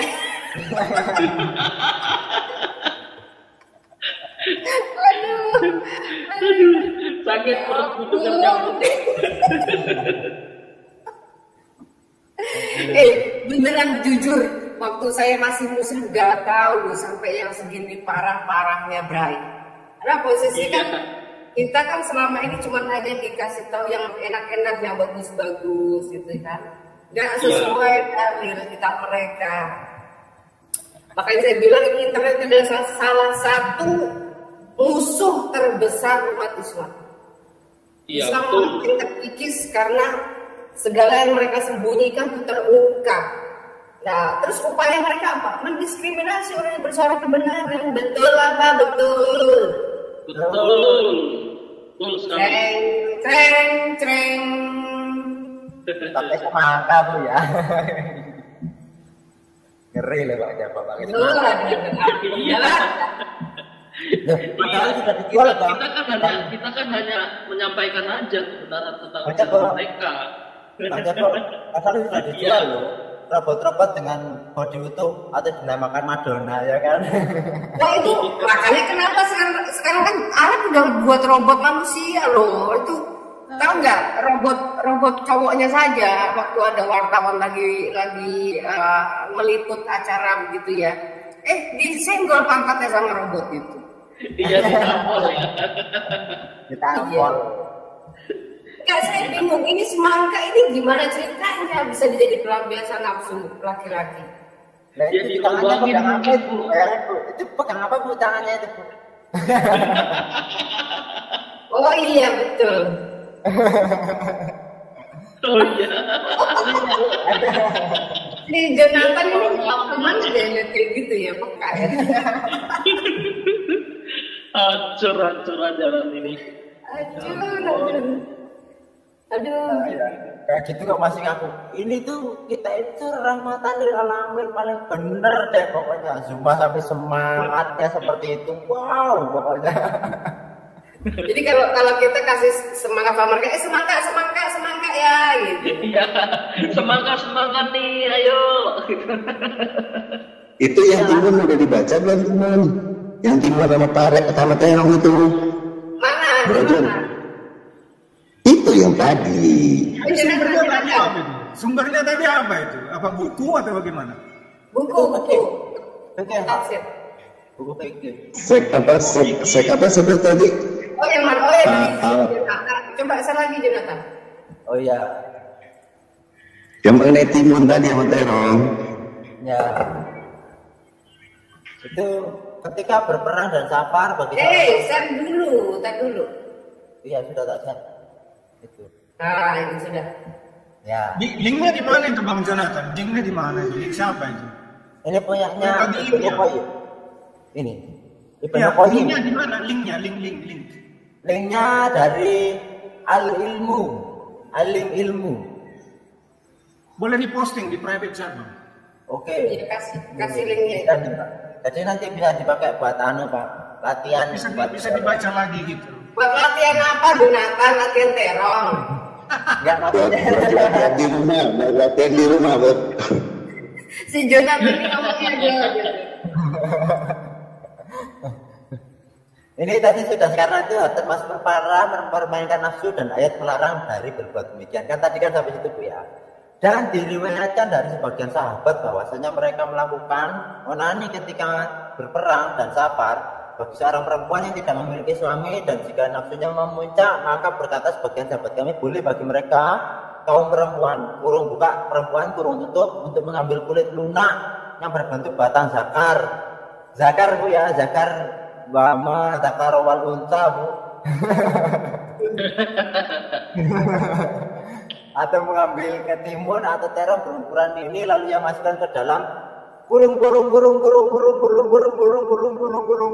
koma, dan berkata dalam hal ini yang sahih bahwa hal ini di sisi kami tidak boleh karena Nabi Shallallahu Alaihi Wasallam hanya mengajukan saum kepada mereka yang merasakan syahwat jika tidak mampu untuk nikah, walaupun di sana ada makna selain yang disebutkan. Oh berarti boleh berzina Bu mereka Bu, kalau mereka sudah kebelet ya kan boleh berzina Bu.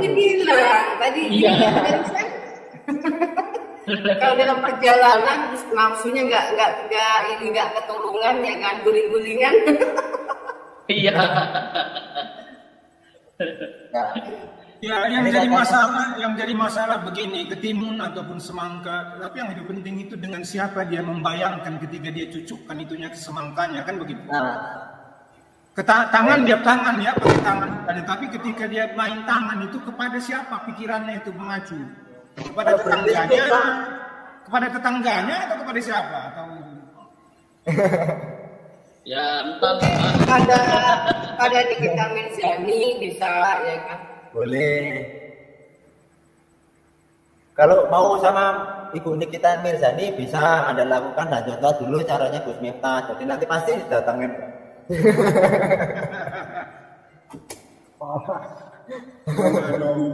Kacau. Ini tadi judulnya fikih soal apa sih? Fikih apa? Ini fikih yang rilis ketiga ini Bu dari Kitab Qurratul Ulum. Fikih terong ya, terong sama timun ya. Ya. Ini kitab Qurratul Ulum kan? Qurratul Ulum kan? Ya. Dan kitabnya Bada'iul Fawaid Pak. Masanya Bada'iul Qurratul Fawaid. Ulum sih? Masanya Qurratul Ulum? Bukan Bu. Bada'iul Fawaid. Bukan. Tuliskan ya Bu ya di privat ya. Tak tuliskan dulu. Kitabnya namanya. Itu loh. Bada'iul Fawaid.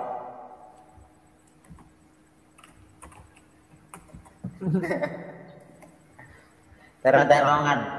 Ini ulama-ulama ini udah gila semua.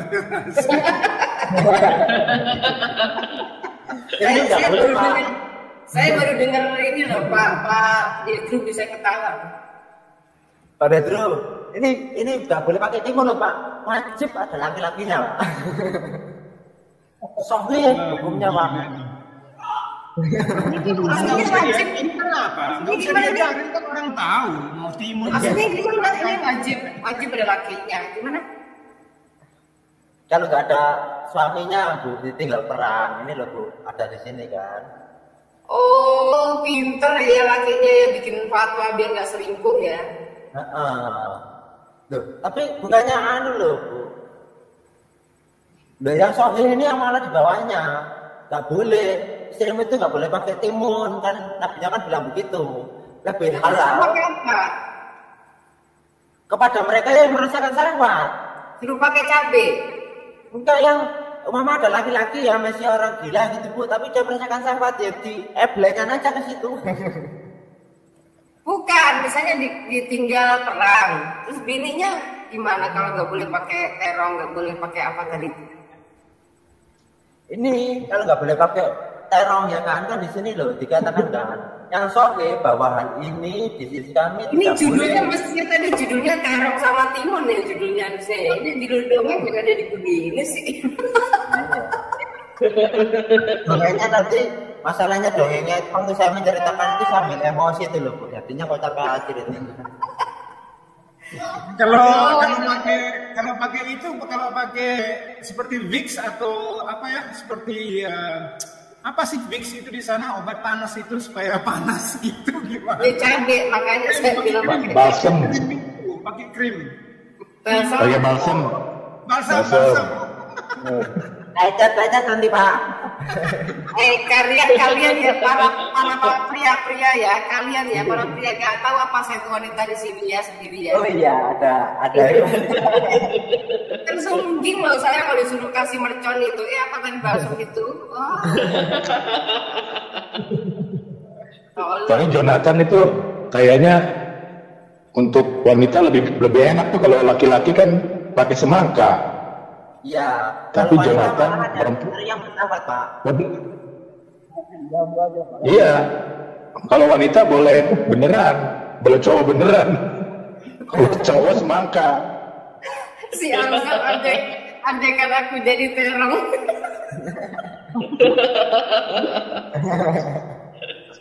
Aduh, bener-bener ini mah ini nih judulnya parah, udah melenceng judulnya dongeng, ini malah judulnya terongan. Aduh. Judulnya sayur-sayuran hari ini ya. Yang buah-buahan ya. Sayuran dan buah-buahan, terong, timun, semangka. Buah-buahannya bermanfaat Bu. Jagung aja sekalian Bu. Ini kan judulnya tadi kan ada semangka, ada terong, ada timun. Ya, wes. Pak Jonathan yang ahli IT. Ya. Itu sebenarnya yang kan ini Bu Fatimah kan panjang sekali. Nah, judul dan tidak. Jadi yang sekarang yang dibahas sayur-sayuran. Itu bisa dibikin klip, Pak. Kalau Pak Jonathan punya YouTube atau siapapun yang mendengar, ini kan sekitar 600 orang tuh saya lihat tadi yang mendengar punya YouTube, ya. Nanti di sana ada klip tuh, tinggal dipotong. Jadi yang sayur-sayuran, di klipnya dipotong, tek, dikasih judul sayur-sayuran.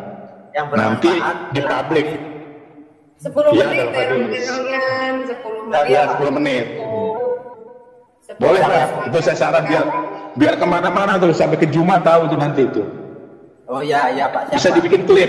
Jadi biar nggak capek Bu Fatimahnya. Bu Fatimah nggak usah capek, dipotong-potong sesuai kalau lagi ada waktu ya, sesuai konteks ya.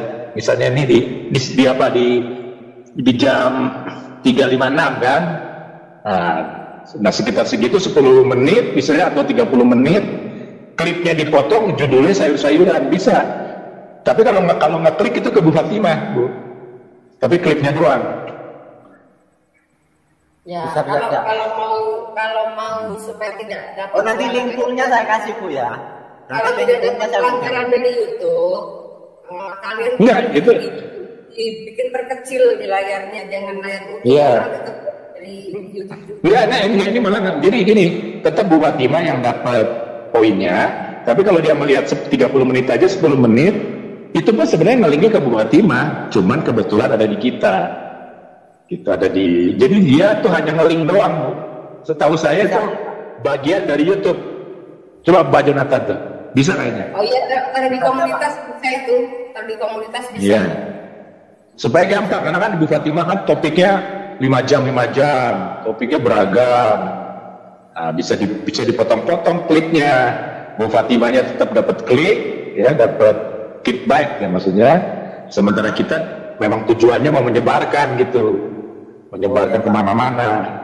Saya mendorong kepada yang 600 sampai 700 yang mendengar, bikin juga begitu. Itu pasti istrinya Juma juga atau pacarnya Juma dengar itu manfaat sayur-sayuran tuh. Iya. Berarti nanti istrinya ada Pak. Iya. Saya dengar kayaknya dia belum menikah deh ya, Zuma itu ya. Udah. Oh udah. Oh. Ya manfaat berarti dia butuh semangka dia. Iya. Bapak sama bapak ya. Aku kok jadi serem ya kalau mau beli semangka sekarang. Si cebok besok kalau beli semangka ngebayangin. Takutnya ada cairan kental loh dalamnya itu. Ngeri. Iya, ya ampun. Ini belum malam Jumat aja udah panas gimana sih? Tapi saya mau dibahas apa? Ujung-ujungnya selangkangan terus isinya kan.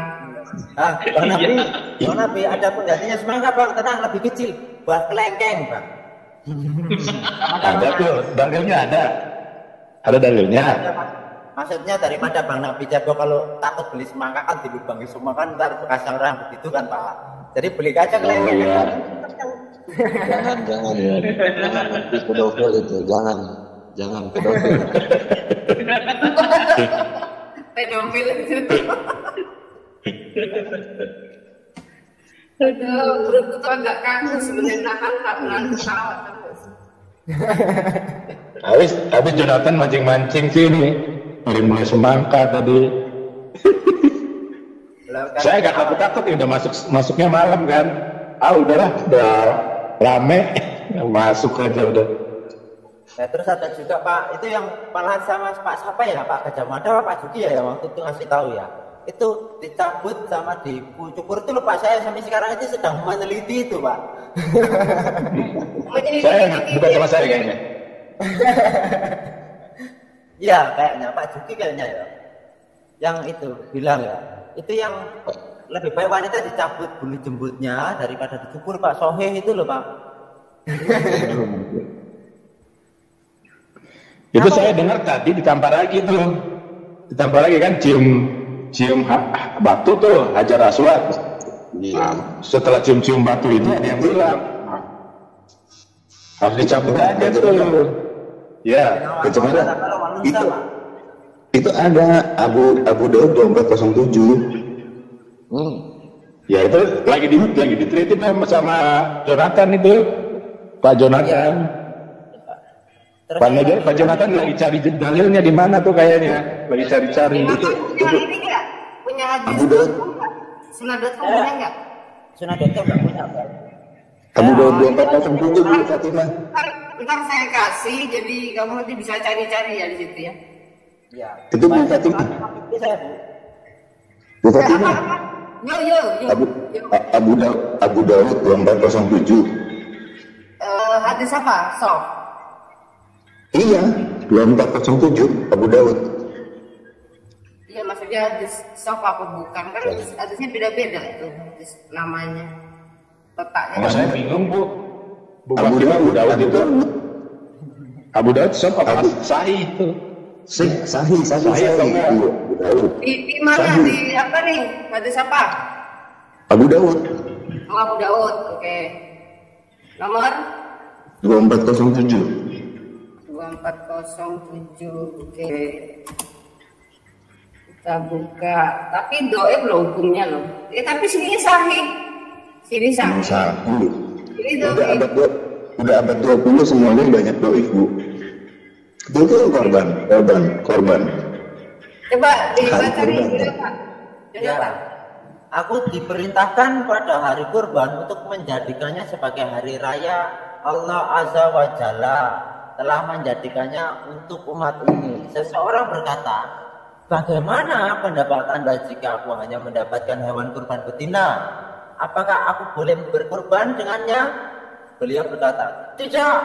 Tetapi engkau ambil sebagian rambutmu dan kukumu serta engkau gunting kumismu dan cukur bulu kemaluanmu. Tapi kan itu cerita kurban. Ini dulu kurbanmu yang sempurna. Wow. Berarti itu kurban yang paling sempurna ya untuk Allah. Iya. Ngapain itu beli kambing mahal-mahal? Iya, tinggal cukup aja udah. Kacau juga. Kacau. Gunting kumismu dan kau cukur bulu kemaluanmu. Wow, keren. Jadi bikin klip lagi. Satu, manfaat sayur-sayuran. Kedua, manfaat cukur bulu. Lebih besar daripada kurban. Waduh, kurban kan mahal ya. Pak, nanti pilih Pak, Pak Kacamatan. Kalau saya baca saja datang ke sana kan gila-gila. Daripada ini kan ada dalilnya. Jadi gini Pak, habis Bapak bikin klipnya, Pak Jonathan masuk YouTube-nya Juma dan teman-temannya. Lalu bantah-bantah di situ kasih linknya klip-klip itu. Bisa dia mati berdiri Pak atau murtad. Atau dia mempraktekkan itu aja. Ya, bisa juga Pak ya. Iya. Jadi masih YouTube juga. Oh bisa Pak, bisa. Saya sudah dapat gambaran. Bisa ya Pak. Ya. Karena kan Ibu Fatimah itu kontennya banyak yang bagus, tapi campur aduk gitu. Memang setengah 15 menit ngomong ini, setengah jam ngomong topik yang lain. 1 jam lagi ngomong topik lain. Nah, jadi harus di klipnya dipotong-potong. Itu potong-potong kayaknya gampang deh klipnya. Gampang. Lebih susah kalau diedit. Memorinya. Kuat aja. Iya, itu enggak memang RAM 16 internalnya 4 tera. Spesifiknya kayaknya itu Barakuda Super Force. Itu kayaknya kalau saya kasih tahu kayaknya itu ngeditnya di YouTube. Bukan ngedit ya sebenarnya. Dia hanya link alamatnya doang, addressnya doang yang dia simpan. Jadi tapi judulnya di kita. Makanya deklarasinya publik nanti. Jadi bisa ditonton orang. Tapi kalau diklik makanya saya mau bikin paling beberapa bisa. Tapi kalau banyak itu terus terang saya tidak punya waktu, saya ngasih tahu aja. Tapi kalau beberapa saya akan bikin lah gitu. Nah, ini kan ada 700 orang nih ya, atau 500 orang. Nah, saya dorong yang 500 ini. Misalnya nggak punya waktu semua, 500 klip tuh adanya. Yang menurut dia menarik, dia bikin YouTube-nya. Nanti terus ngomong ke Jumat punya channel, udah tuh. Dia alamatnya di kita, tapi begitu dia klik itu nyarinya ke Bu Fatimah. Gitu. Bisa Pak. Masalahnya ini gini Pak. Ini laptop saya ini kalau dipakai buat sampai ratusan ribu itu masih sanggup sih. Kalau buat nggak pada stream itu ya. Tapi hanya nonton itu masih sanggup. Cuman kalau semua itu malah ribet nanti, maksudnya dalam arti itu kan biar memperbanyak channelnya Bu Fatimah ini kan. Iya, jadi supaya kan orang malas, kata Bung Beta itu, wah 5 jam udah malas, dia aja katanya nggak pernah nonton lagi. Tapi kalau judulnya manfaat sayur-sayuran, habis atau menu fikih gitu, kan menarik itu. Ya. Ini loh judulnya, langsung. itu yang menarik. Judulnya menarik ini manfaat semangka, manfaat buah semangka. Pas lagi dibikin judul begitu isinya, manfaat buah semangka barang buka das. Manfaat semangka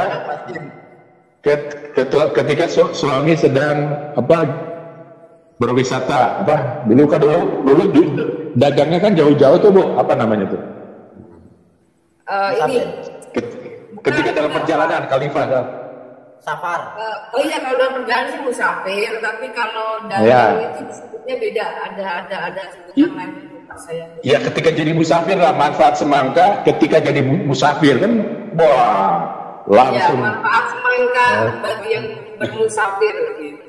Nah, halal. Waduh. Karena dijamin jos. Buat istrinya jangan lupa tetap timun dan terong yang banyak. Iya. Terus nanti bikin lagi manfaat terong dan timun. Nah, dicampur. Oh gini deh, manfaat terong dan timun bagi para pecanda misalnya atau para wanita. Terus manfaat semangka bagi para pria yang sedang bermusafir, kayak gitu. Iya. Karena ini topik-topik ini Bu, topik-topik pemersatu nasional Bu ini Bu. Nah, baru nanti dibikin topik-topik yang lebih, itu semua agama pengen lihat itu topik ini. Walaupun ada yang ketawa, ada yang pemersatu. Iya buat aku bikin video khusus sendiri ya. Ya. Itu lebih cepat daripada kalau Ibu Fatimah potong-potong pakai video editor. Ini nggak perlu video editor. Bu Fatimah, Bu Fatimah belum tahu ya bagaimana cara memperanakkan clickbait itu, satu klik itu bisa sampai ribuan langsung. Belum tahu ya Bu ya? Belum. Aman dari Hanet gitu. Saya dulu pernah membuat, jadi satu link, tapi nanti saya membuat link itu nanti kalau diklik sekali tik, nanti yang muncul tabnya langsung 1000. Jret, jadi yang nonton orang 1000 langsung. Tapi palsu, wah. Asli Bu. Jadi yang lain itu nggak bakal muncul video, tapi di tab pertama aja yang muncul. Jadi di videonya Bu Fatimah tahu-tahu udah nambah 1000 view, 1000 view, bisa Bu. Nah bisa seperti itu tuh nanti.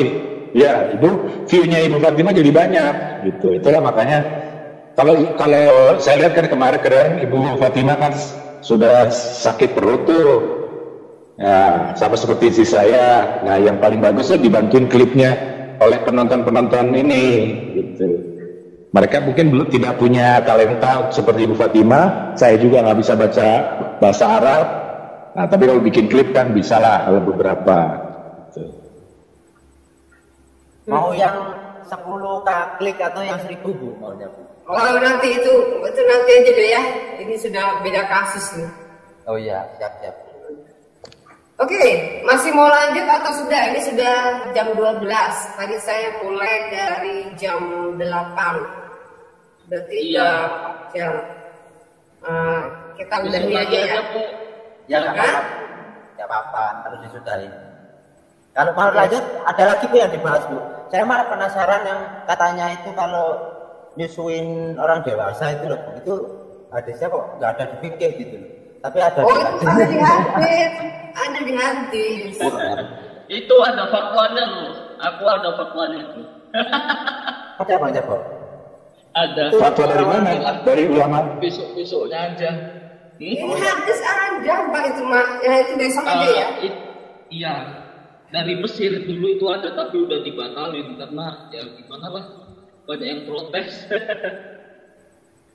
Iya. Fatwanya dibatalkan, tapi hadisnya ada. Itu kan berarti gitu kan? Masih sahih itu. Ya itu kalau hadisnya nggak bisa dibatalkan ya. Orang yang hilang itu, orang yang hilang, orang yang hilang itu ya itu. Yang dimakan kambing itu. Betul. Ini Pak Deddy masih mau ada jurus itunya enggak? Enggak ada, Bu. Jurus semangka saya udah hilang habis. Udah bolong-bolong. Udah bolong-bolong semangkanya. Habis. Enggak ada yang bisa lagi dicuci. Juki ada nggak jurus terong. Selain itu kan semangka sama melon sama ya jenisnya. Berarti melon juga bisa ya? Bisa. Oh, nggak bisa, Bu. Melon terlalu jemek, Bu. Udah nyobain ya kamu ya, Jonathan? Belum pernah. Kayaknya di sini si Jonathan langsung praktek gitu kayaknya. Apa? Aku daripada gitu, Bu ya.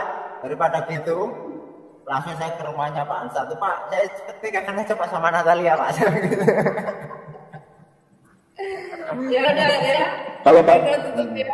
Udah selesai aja, besok lanjut lagi seperti biasa di jam yang sama ya. Oke, terima kasih banyak semuanya. Pak Jonathan, Pak Cebo, Pak Dedu, Pak Gajah Mada, Pak Juki, Pak Simba, Pak Jennifer. Pak Jennifer tadi belum sempat ngomong ini. Pak Jennifer nanti nggak bisa tidur nih.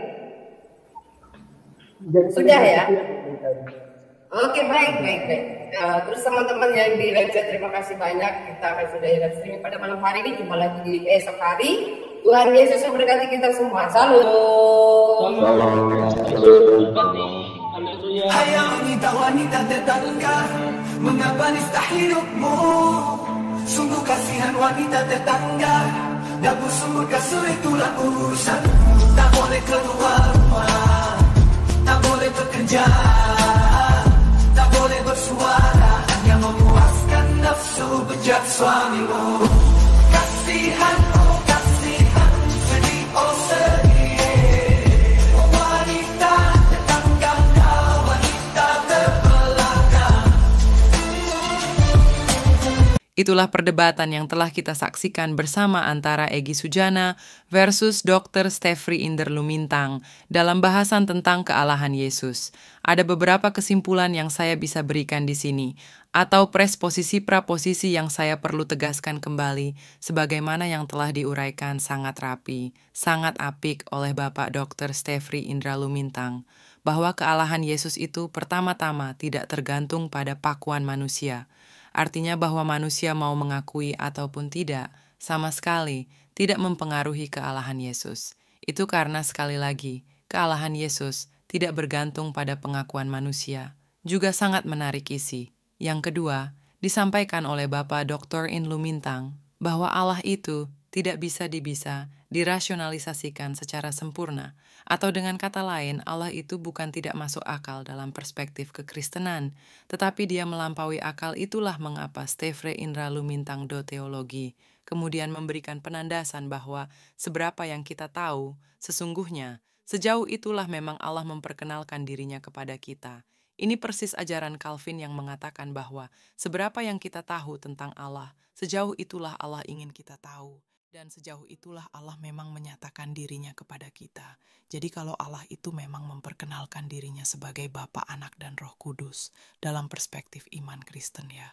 Mau diapa-agi hal itu tidak bisa digugat karena memang sejauh itulah dan memang begitulah cara Allah memperkenalkan dirinya kepada kita, manus terusus bagi umat Kristen ya. Dan stat yang paling menarik atau presosisi yang paling menarik yang juga disampaikan oleh Bapak Kumintang, bahwa Allah itu tidak bisa dimasteri Dia tidak bisa dijinakkan dengan akal dalam pengertian bahwa selalu yang mistru, ada hal yang bisa dijangkau dengan akal pada kenyataan tentang adanya Allah itu, dan disitulah salah satu bukti kealahannya.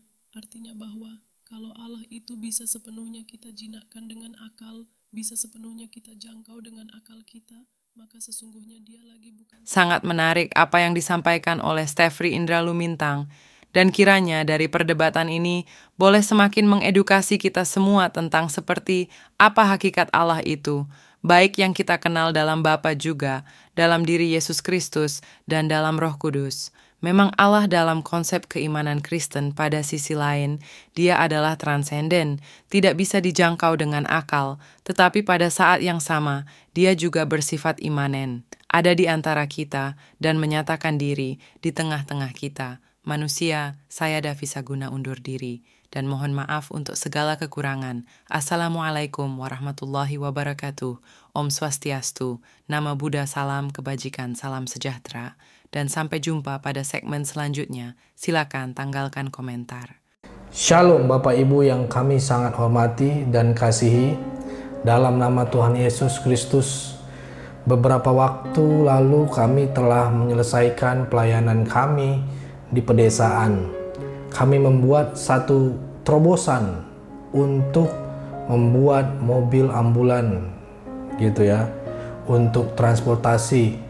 Di sana kami memang sangat melihat di sana kebutuhan transportasi di desa tersebut. Selain jalannya yang jauh dan curam, terkadang kalau ada peristiwa malam hari atau ibu hamil, mereka kasihan, bingung mau diangkut pakai apa. Maka dari itu kita putuskan bersama tim untuk menggunakan channel Gereja YouTube ini untuk rekan-rekan subscriber bila ingin mengambil bagian untuk pelayanan ini bisa berbagi di rekening yang tertera di atas.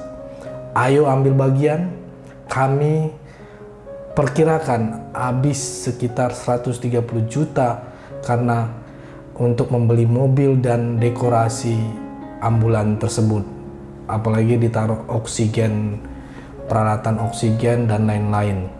Kami memohon dukungan doa, dana dari Bapak Ibu, saudara-saudari penonton Gereja YouTube, orang-orang baik yang rindu berdonasi dalam melakukan atau mengirimkan di nomor rekening yang tertera di bawah ini. Kami berharap Tuhan akan menolong kami dan mencukupkan kebutuhan untuk pelayanan ini. Terima kasih, doa kami selalu menyertai saudara dan pelayanan kita bersama ini. Tuhan Yesus memberkati kita semua. Haleluya.